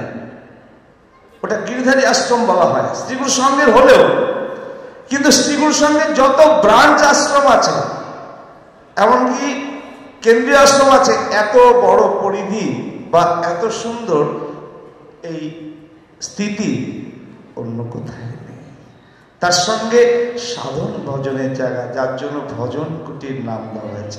এখানে আসবেন, কে ভালো পরিষেবা পেলেন না, কে ভালো খাওয়া পেলেন না, এই আশা করে আসবেন না। যা আসবে সকলের চরণে প্রার্থনা করি একটু মানিয়ে নেবেন। ঠাকুর বলেছেন এখানে কৈলাস স্মৃতি, আর কিছু না। ঠাকুরের কথা বিশ্বাস করেন, রামানন্দ সবাইকে ডাকতেন, যাকে দেখতেন যাবা, আশ্রমে যাবা, ভুবনেশ্বরে যাবা। এটা কেন বলতেন? গুরুদেব তাকে দিয়ে বলাতেন যে ভুবনেশ্বর ভজন কুটির, এখানে সাধন ভজনের জায়গা। এখানে একান্তে এসে হরগরিমাকে দর্শন করবেন, গুরুদেবকে দর্শন করবেন, এখানে ইষ্ট নাম জপ করবেন, একটু নাম করবেন, প্রসাদের ব্যবস্থা যারা থাকবে। আমরাও পরবর্তী সময়ে সবাই চেষ্টা করব। আর যারা দূর দূরান্ত থেকে এসছেন তাদের কাছেও প্রার্থনা করি, আপনারা, আমরা কে কমিটির মেম্বার, কে সেক্রেটারি, প্রেসিডেন্ট, কে ওইসব দিকে না দেখে নিজেদের আশ্রম মনে করে আসবেন। উৎসবে একটু জায়গা কম হচ্ছে, নিজেকে মানিয়ে নিয়ে আপনার আশ্রম, আপনার বাড়িতে যখন অনুষ্ঠান হবে, আপনার ছেলে মেয়ের বিয়েতে আপনি নিজের বেডরুম ছেড়ে আত্মীয়দের নিজে উঠানে শোন, নিজে সারা রাত্র চেয়ারে বসে সময় কাটান। তাই যখন নিজের ভাববেন সেই কষ্টটা দেখবেন, আর মনে হবে না কষ্ট বলে। তাই সকলের চরণে এই প্রার্থনা, সকলে আসবেন, আশ্রমে আসবেন। আশ্রমে যদি যাতায়াত থাকে, আশ্রমে যারা আছে তাদেরও ভালো লাগবে, তারাও সচেতন হবে পরিষেবাটা। যখন কেউ না আসবেন তারাও ঝিমিয়ে যাবে, ওই পরিষেবাটাও ব্যতিক্রম হবে। তাই সর্বশেষে সেই আয় রে ভাই, সেই স্মরণ সভায় আয় রে ভাই, সবাই মিলে গুরুর নাম গাই, গুরুর নাম গাই, গুরু গুরু গাই, গুরুর নাম গাই, গুরু গুরু গাই। গুরু ছাড়া এ জীবনে, আমার গুরু বিনে এই জগতে অন্য গতি নাই। গুরু বলো ভাই, শ্রীগুরু জয়, শ্রীগুরু জয়, শ্রীগুরু সংঘ কি, শ্রীগুরু মহারাজ কি, ভুবনেশ্বর ভজন কুটির কি, স্মরণ সভা কি। শ্রীগুরু জয়, শ্রীগুরু জয়, শ্রীগুরু জয়। আমার শ্রীগুরুর ভক্তি পাওয়া বা গুরুদেবকে পাওয়া, সেটা হচ্ছে আমার বিবাহ সূত্রে। আমার প্রথম গুরুদেবের ছবি দেখেছি বিবাহের পরে, যখন আমি গাড়িতে বসতে যাচ্ছি ইন্দ্রাণীকে নিয়ে, মানে আমার পত্নীকে নিয়ে, তখন দেখি আমার শ্বশুরমশাই, উনি হাতে একটা ফটো নিয়ে দাঁড়িয়ে আছে। আমি ওকে জিজ্ঞেস করছিলাম কে, বলে আমাদের গুরুদেব।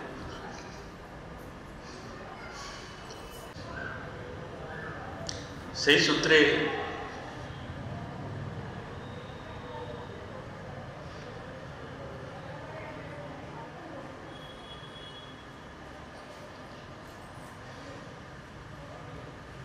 ক্ষমা করবেন, তার সঙ্গেই বেঁধে গেছি।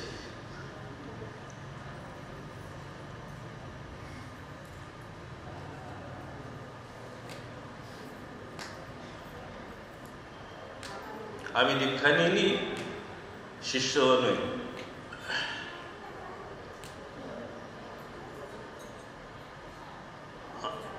আমাকে আপনারা ভক্ত বলেই বলতে পারেন।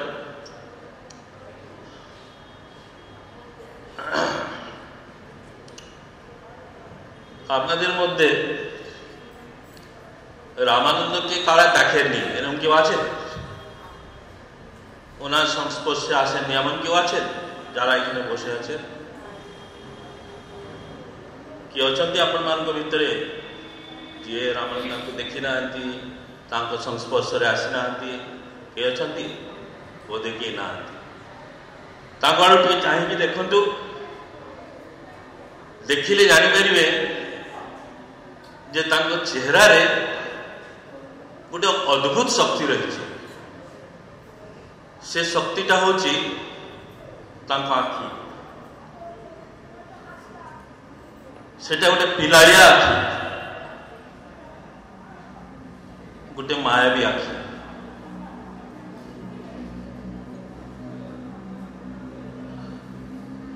কিছু সময় দেখিলা পরে আপনি দেখবে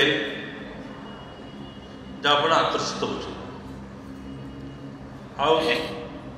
ওটো কোড়ে দেখুন গোটে শিশু সুলভ দুষ্ট হাসি, গোটে মিঠা হস।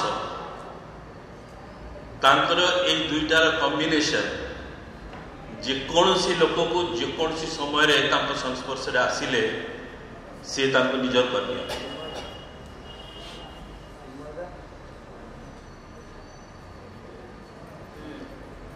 আবার বাংলায় বলছি যে ওনার যে দুষ্টু মিষ্টি হাসি ঠোঁটে আর যে চোখে যে মায়াবী দৃষ্টি, যে কোনো লোক তার সামনে আসবে সে তার আকর্ষণে তার সেই মায়ে পড়েই যেতে বাধ্য। সে এক অদ্ভুত টান।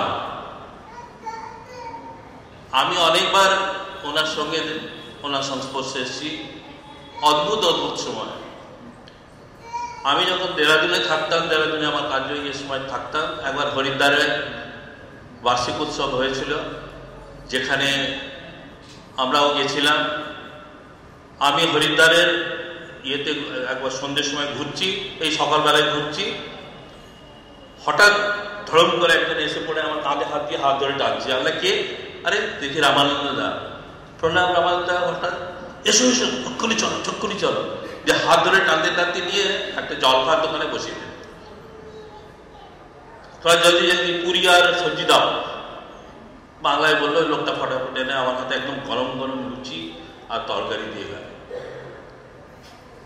সে তরকারি, ওখানকার তরকারি হচ্ছে ওই কুমড়োর ছোপকাটাই আর কি। তো বেশ খেলাম, খেয়ে বস খুব ভালো লাগলো। বলে এটা খাও, এটা এত ভালো এরা করে, এর থেকে ভালো তুমি খাওয়া কোথায় পাবা না, এটা খাও। খাওয়ার পরে সঙ্গে সঙ্গে পকেট দিয়ে বলে কি করছেন, আমি দিচ্ছি। বলে না না না না, আমি তোমাকে ধরে নিয়ে এসেছি, খাও খাও। যাও বাড়িতে ইন্দ্রাণী কোথায় জানো না, ওখানে আছে, আশ্রমে ওখানে আছে। ঠিক আছে তুমি যাও, তাড়াতাড়ি যাও। তারপর আমি চলে আসি। আমার এই কর্মক্ষেত্রে যখনই আমরা ভুবনেশ্বর আসি, আশ্রমে আসি, তো আশ্রমে যখন আমরা দেখতে না পাই রামানন্দদাকে, কেমন মনটা ভালো লাগে না। এখনো তো যখন উনি চলে গেলেন, আমি জানি না আমরা এখানে বারবার আসবো, কেন আসবো, কার জন্য আসবো, কিভাবে আসবো, কে আমাদেরকে বলবে খেয়ে যাও, সেবা করে যাও, জানি না। তবে আমার আপনাদের এখানে যারা আছেন, যারা ভক্ত শিষ্যবৃন্দ যারাই আছেন, সবাইকে আমার একটাই অনুরোধ, এই আশ্রমের প্রাণ যেটা,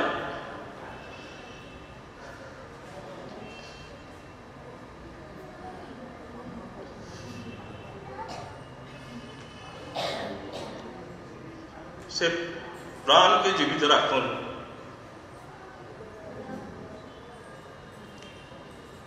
এখানে যখন আমরা আসবো যেন শান্তি পাই, কিছু সময় কাটাতে পারি। আশ্রমের যে পরিবেশ সেটা যেন থাকে, গোশালা থাকে, সবই গুরুদেবের ইচ্ছা। গোশালা থাকে, তপবন থাকে, পঞ্চবটি থাকে, যাত্রী নিবাস থাকে, পুজো থাকবে, আচ্ছা থাকবে, গুরুদেবের বিষয়ে আলোচনা হবে, গীতা গ্রন্থ পাঠ হবে, ভাগবত আলোচনা হবে। এসব যেন এখানে হয়, তাহলে এই আশ্রম থাকবে। রামানন্দ দার ইচ্ছা, ওনার স্বপ্ন সফল হবে। ওনাকে আমি যতবার জিজ্ঞেস করে আপনি এতগুলো জিনিস করেছেন কেন, উনি একই কথা বলছেন, এগুলো আমার কিছু না, এসব গুরুদেবের ইচ্ছা। উনি শিক্ষাকে বলছেন একটু শিক্ষা কিছু করাবে, বাচ্চাদেরকে পড়াশোনা করার ব্যবস্থা করাবে, একটা হাসপাতাল করাবে, এইসব করার ওনার ইচ্ছে ছিল।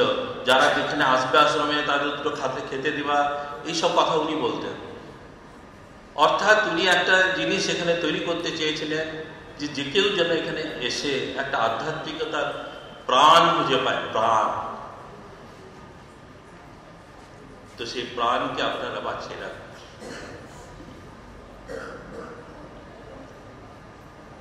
আজকে উনি নেই, আমি জানি, কিছু কর্ম ক্ষয় করিয়া লাস্টে ওনাকে ওনার কাছে সেই গুরুদেব ওনার আতুল শ্রীচরণে স্থান দিয়েছে।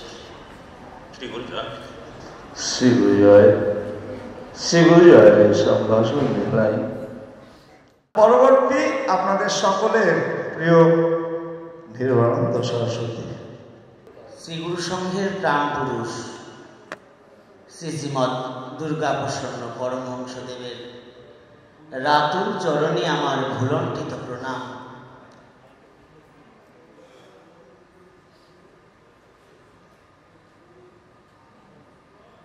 পূজনীয় রামানন্দ দা নানান শাখা সংঘে থেকে আগত গুরু ভাই গুরু বোনেরা,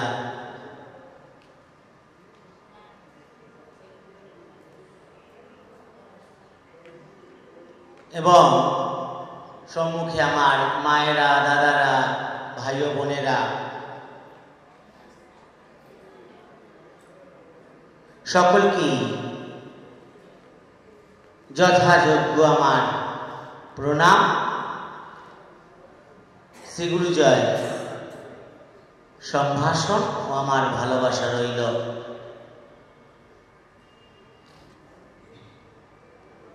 আর গুরুদেবের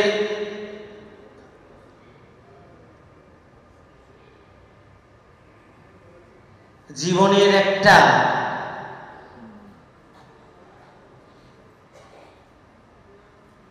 অধ্যায়ের তপস্যার মূলধন এই লীলাক্ষেত্র ভুবনেশ্বর শাখা আশ্রমে তিনি নিজে হাতে প্রতিষ্ঠা করলেন।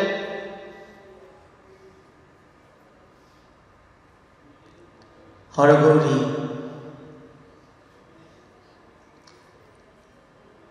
আর গুরুদেবের যে গিরিধারী আশ্রম তার সেবায়তগণ যখন সকলকেই শ্রীচরণে আমার প্রণাম। আমরা উপস্থিত হয়েছি আজকে, মূলত সকলে সমবেত হয়েছি উৎসব যদিও রামানন্দ দা, কিন্তু সর্বমূলেই শ্রী গুরুদেব। যামিনীদার পণ্ডিত যামিনীদার একটা গান মনে পড়ে যায়,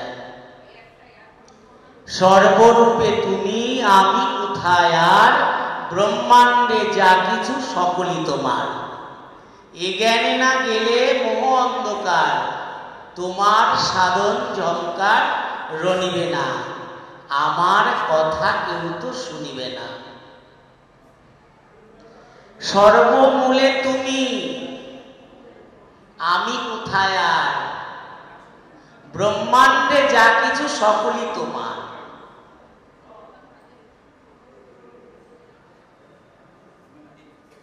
ব্রহ্মানন্দজি গুরুদেবের বয়সের ভারের থেকে বেশি বয়স ছিলেন প্রথম সন্ন্যাসী ওনার। যেমন মহাপ্রভু বয়সের ভারের থেকে বেশি বয়স অদ্বৈত প্রভুর ছিলেন, হরিদাস ঠাকুরের ছিলেন, তেমনি সেই ব্রহ্মানন্দজিও কিন্তু গুরুদেবের দেহের বয়সের থেকে তার বয়সটি বেশি ছিল।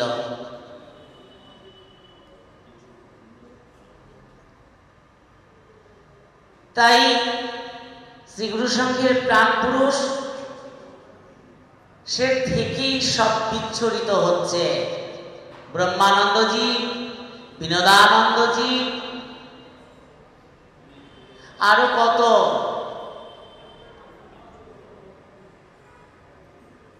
আরো অনেক ওনার একনিষ্ঠ ভক্তগণেরা, শিষ্যগণেরা এরকম লীলা অবসান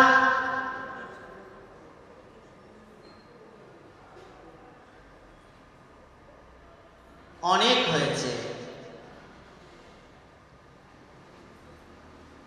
মূলত সদ্গুরুর আসার কারণ যেটি, সদ্গুরুর আসার কারণই হচ্ছে এই মায়ামহ জগৎ থেকে উনি তরাতে এসেছেন, আমাদের মতো শুধু মানুষদের নয়,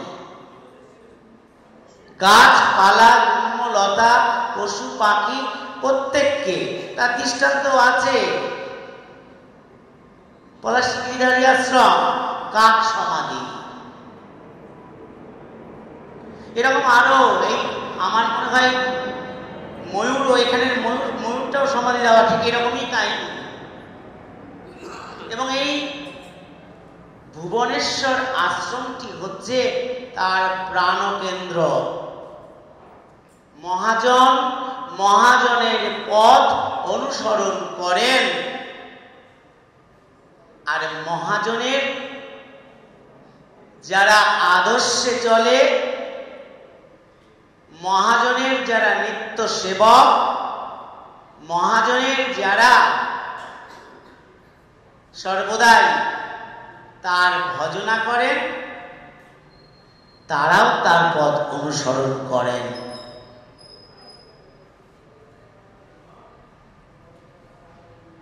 এই ভুবনেশ্বর আশ্রমে আমরা উৎসবে আসতাম স্বামী বিনোদানন্দ সরস্বতী মহারাজের সঙ্গে। আর স্বামী বিনোদানন্দ সরস্বতী মহারাজ যখন এই ভুবনেশ্বর উৎসবের আগে আগে উনি একটু যেন উন্মাদ হতেন, উনি যেন এখানে আসার জন্য ছটপট ছটপট করতেন। এবং আমরা এসে উৎসবের আগে আসতাম বটে, আর এই উৎসবে এসে আমরা উৎসবের পরই এখান থেকে চলে যেতাম না, আমরা 1 মাস 1.5 মাস অবধি থাকতাম। ঠিক সেই সময় অনেকেই দেখি পুরানি লোকগুলি এসছেন, নাম নাইবা বললাম, এইখানেরই, তারা তাদের বাড়ি থেকে বিকেলবেলা একটা খাবার তৈরি করে নিয়ে আসত। উদ্দেশ্য তাদের ছিল গুরুদেবী, কিন্তু গুরুদেবকে উদ্দেশ্য করে বরটা তারপর আমাদের প্রতি বিচ্ছরিত হতো। ভালোবাসাটা এইরকমই হয়।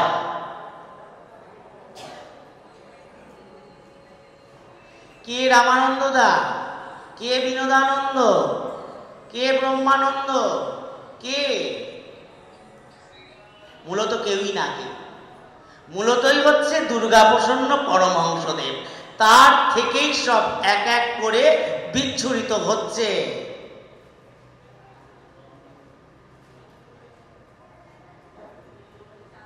এক এক করে বিচ্ছুরিত হচ্ছে। এই বিচ্ছুরিত থেকেই সংস্থা বেড়ে যাবে, তার কর্মকাণ্ড বেড়ে যাবে। এই যে রামানন্দার সম্বন্ধে কত লোকে কত রকম কথা বললেন আজকে, এই কথাটি কতদিন আমরা ধরে রাখতে পারবো? পারবো না। কয়েক বছর পর আমরা ভুলেই যাব রামানন্দের তার কথা। কারণ গতাগতির কারণ আজকে যারা আছে তারা বৃদ্ধ হবে, তারাও চলে যাবে, তারপরে এই কথা মনে থাকবে না, প্রজন্ম আসবে, কিন্তু দুর্গাপ্রসন্ন পরমহংসদেবের কথা মনে থাকবে।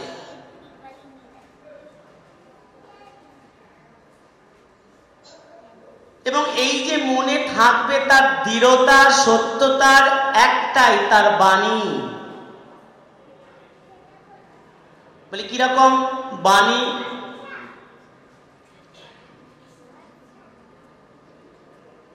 পলাশী গিরিধারী আশ্রমের নবম ভক্ত সম্মেলন, সেই ভক্ত সম্মেলনে গুরুদেব ওখানে ডিক্লিয়ার করলেন, আমার কোঠা শেষ হয়ে গেছে, আমার এখন স্বস্থানে প্রস্থান করতে হবে। ঠিক ওই পলাশী গিরিধারী আশ্রমের যখন সম্ভবত আমার মনে হয় যখন ভক্ত সম্মেলন হয়েছিল চৈত্রী মাস ছিল নাকি, চৈত্রী মাস, আর এইখানে উৎসব, এই ভুবনেশ্বর শাখা আশ্রমে উৎসব হচ্ছে 29শে বৈশাখ, সংক্রান্তি না 29 তারিখ থেকে শুরু হয়, সংক্রান্তি নয়, তো উৎসবটা হয় 29, 30, 31, 1। সেই উৎসবে উনি ধর্মসভায় এরকম বক্তব্য রাখলেন, যাকে আজকে আমরা আমাদের মাথার মুকুটমণি পরমহংসদেব, দুর্গাপ্রসন্ন পরমহংসদেব, তিনি এখানে বক্তব্য রাখলেন। ঠিক একই কথা, ওই পলাশী গিরিধারী আশ্রমে নবম ভক্ত সম্মেলন, সেই কথাই উনি এখানে বক্তব্য রাখলেন। সেখানে তার লীলা পার্ষদগণেরা অনেক ছিলেন, এই ভুবনেশ্বরেও ছিলেন, কলকাতা থেকেই আগত। উনি এখানেও একই কথা বললেন, আমার কোঠা শেষ হয়ে গেছে, আমার স্বস্থানে প্রস্থান করতে হবে। তখন ওনার একজন অন্তরঙ্গ লীলা পার্ষদ যদুনাথ দাস, সেই যদুনাথ দাস দাদা গুরুদেবকে এই ভুবনেশ্বরেই চেপে ধরলেন, বললেন, বাবা আপনি তো নবম ভক্ত সম্মেলনে এই কথা বলেছিলেন, আজকেও একই কথা আপনি এখানে বললেন।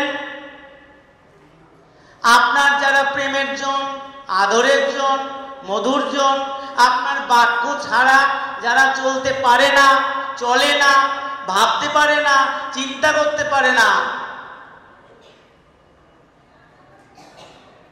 কিভাবে শ্রীগুরু সঙ্গ চলবে? তাহলে শ্রীগুরু সঙ্গ কিভাবে চলবে? বলে, যদু তুমি বলো, তুমি কি ভাবছো? বলে, যদু তুমি কি ভাবছো বলো, কতখানি অন্তরঙ্গ হলে তার সঙ্গে এই ভাব আসে? যদুনাথদা বললেন, বাবা তারাও দেখেন, তারা কত উপরমহলের শিক্ষিত, তাদের কোনো সেই আমলে অনেক শিক্ষিত তারা ছিলেন, কিন্তু দেখেন তারাও এত সরল, তাদের শিক্ষার মধ্যে কুটিলতা ছিল না, এত সরল ছিল, যেই গুরুদেব বললেন তুমি কি ভাবছো, সঙ্গে সঙ্গে পোলাপানের মতো হাউ হাউ করতে শুরু করে দিলেন। উনি বললেন যে বাবা আমি তো ভাবছি 2-4 জন আপনার ঋত্বিক থাকবে, তারা আপনার হইয়া কানে মন্ত্র দেবে, আর এই যারা এই ঋত্বিক থাকবে তারা ওই যে দীক্ষার ফল মূল, টাকা পয়সা, কাপড় চোপড় কিছুই ধরতে পারবে না।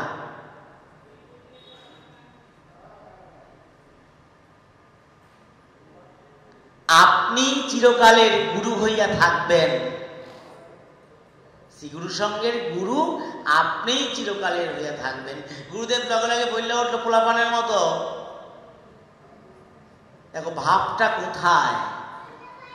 বলে যদু আমিও তো ওই ভাবছি, তুমি যা ভাবছো আমিও ওই ভাবছি।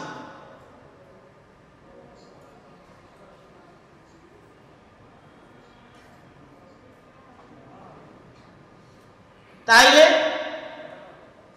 এরপরে গুরুদেবের বাণী বেরোলেন, শ্রীগুরু সঙ্গের গুরুগিরি আমি কাউরে দিয়া গেলাম না, আমি চিরকালের গুরু হইয়া রইলাম।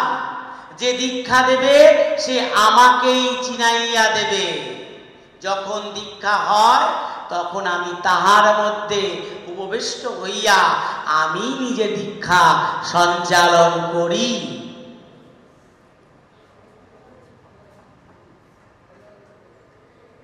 অতএব দেখেন একদম পরিষ্কার, আমি যে বললাম কে রামানন্দ কে বিনোদানন্দ, আরো যত নন্দ আছে কেউ কেউ না, মূলতই উনি সর্বমূলে। তুমি আমি কোথায় আর ব্রহ্মাণ্ডে যা কিছু সকলই তোমার,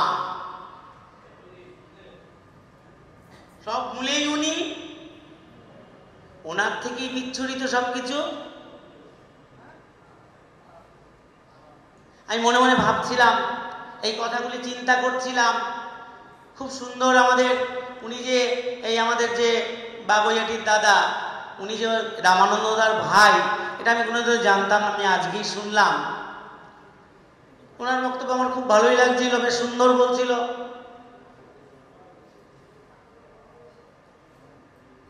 সবার বক্তব্যই ভালো লেগেছে,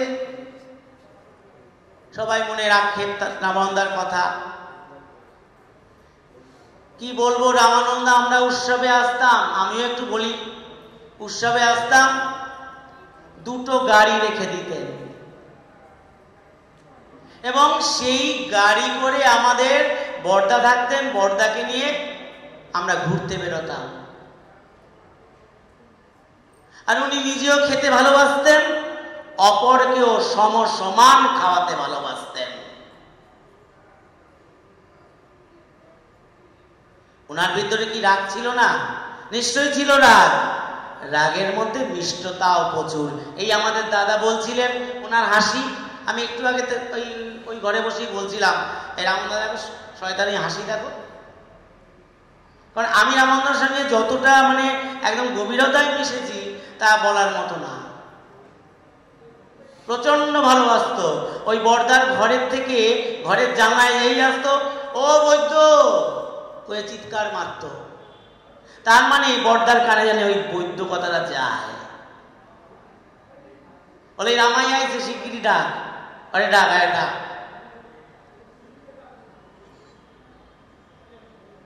তা এইরকম ছিলেন রামানন্দরা। তারপরে আরো অনেক কথা মনে পড়ে, আমি সেই দিকে যাচ্ছি না। মূলতই ভগবানের উদ্দেশ্যটি কি? সদ্গুরু ভগবানের আমরা আশ্রিত, তার উদ্দেশ্য এই মায়ামহ জগৎ থেকে আমাদের তরানো। কারণ শঙ্করাচার্য বললেন, পুনরপি জননম পুনরপি মরণম পুনরপি জননী জঠরে শয়নম। এই জন্ম মৃত্যুর খেলা থেকে পেরিয়ে যাওয়া, এর জন্যই সদ্গুরুর আসার কারণ।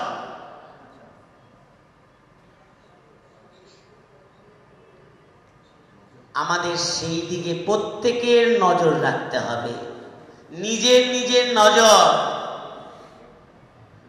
নজরটি কি?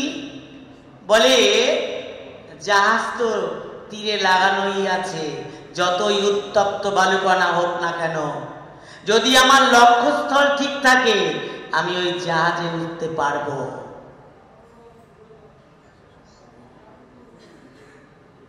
তাইলে আমরা প্রত্যেকেই এক একটি ডিঙি নৌকা। যেদিন শ্রীগুরু মহারাজ আমাদের কর্ণে নামটি প্রদান করলেন,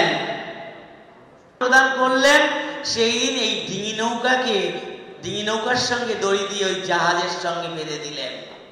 কিন্তু ওই দড়ি দিয়ে যে বেঁধে দিলেন সেই বাধাটি ঠিক মতো থাকবে কি থাকবে না তা আমাদের প্রত্যেকের নিজের নিজের লক্ষ্য রাখতে হবে। লক্ষ্য রাখাটি কি?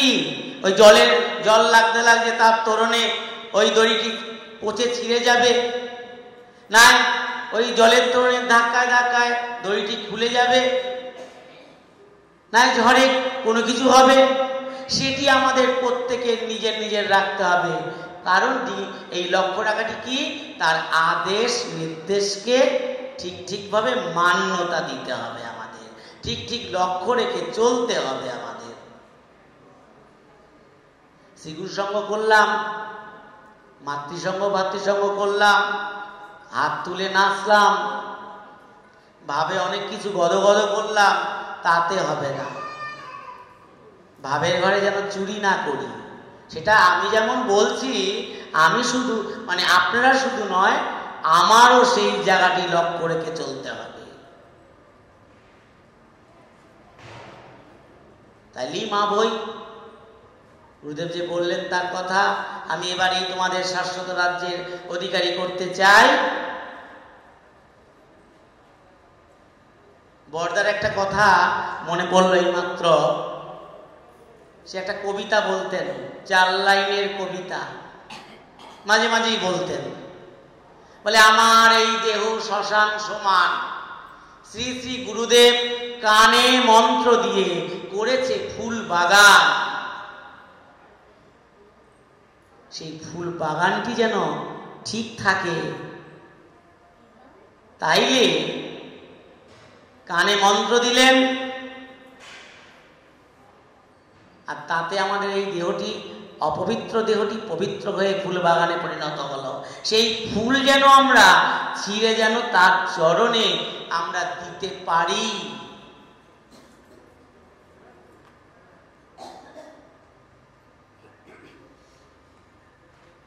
আর যা ঘটে তা ভালোর জন্যই ঘটে।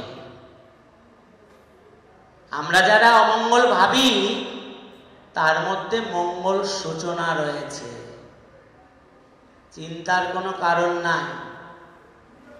আর এই উড়িষ্যাবাসীর সঙ্গে আর আমাদের বাংলার সঙ্গে একটা সম্বন্ধ রয়েছে। এই সম্বন্ধটি কি?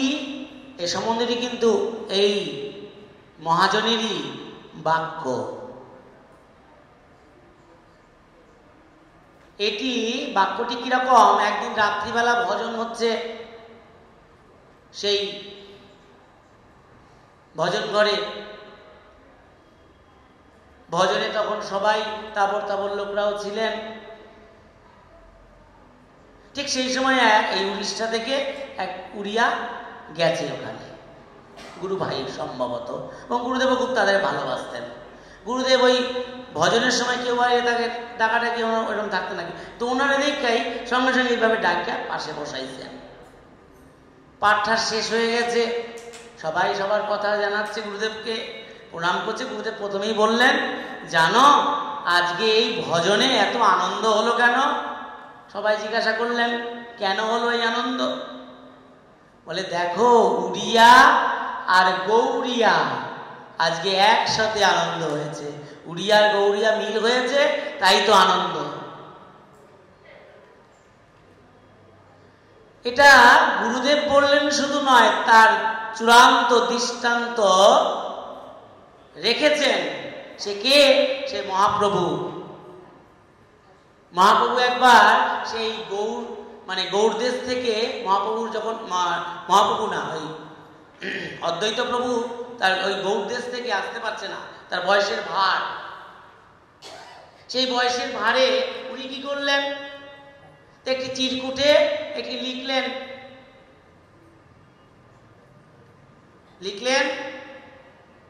হাটে নাবিকায় চারটে লাইন আমার ঠিক মনে পড়ছে না। হাটে নাবিকায় চাউল, দেশে বাজিয়াছে আউল, ইয়া কইয়াছে কি একটা কথা আছে।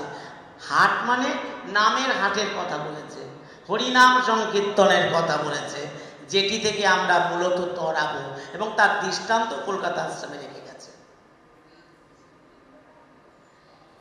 সেই হরিনাম সে করতে পারছে না বলে এটি চিরকুটে লেগে গদাধর প্রভুর হাতে দিয়ে এই তখন জগন্নাথ বলরাম সুভদ্রার রথযাত্রা ওই কাগজটি চিরকুটটি দিয়ে গেছেন, চিরকুটটি দিয়ে পাঠিয়েছেন গদাধর প্রভু। ওই চিরকুটটি দিয়েছে একে মহাপ্রভুর হাতে। মহাপ্রভু ওই কাগজটি পড়েই পাগলের মতো উন্মাদ হয়ে গেছে।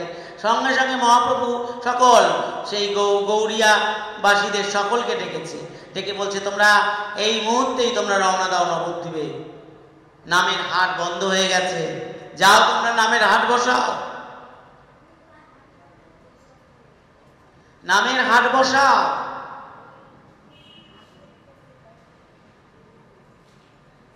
অতএব মহাজনের পথ অনুসরণ করেন। আমি আর বেশি দূর যাব না।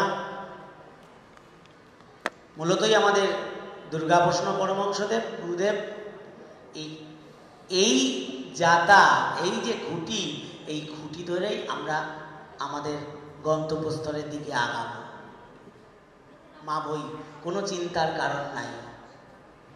আমি এখানেই আমার কথা বিশ্রাম রাখলাম। ওম পূর্ণমদ পূর্ণমিদম পূর্ণাৎ পূর্ণমুদচ্যতে পূর্ণস্য পূর্ণমাদায় পূর্ণমেবাবশিষ্যতে। ওম শান্তি, ওম শান্তি, ওম শান্তি। শ্রী গুরু জয়, শ্রী গুরু জয়। আজকে যে কথাটি শেষ কথা, যে গুরু ভগবান শাশ্বত রাজ্য সবাইকে নিয়ে যাবেন, তার বাক্য আমরা সকলে উপলব্ধি করব যারা শ্রীগুরু সঙ্গকে ভালোবাসি। কৃষ্ণ কৃষ্ণ কৃষ্ণ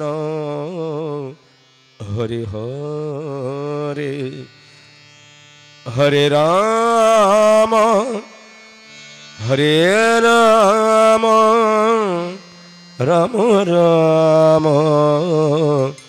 হরে হরে।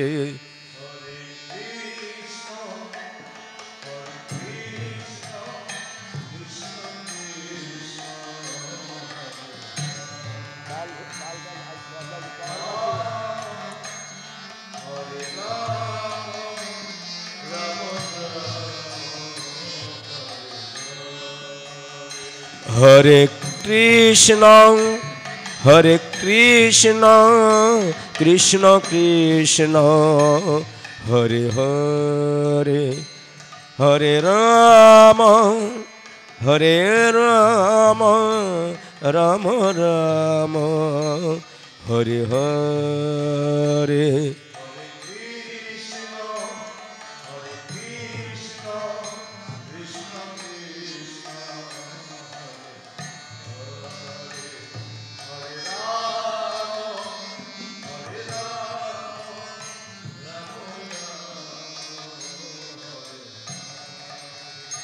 হরে কৃষ্ণ হরে কৃষ্ণ কৃষ্ণ কৃষ্ণ হরে হরে, হরে রাম হরে রাম, রাম রাম হরে হরে।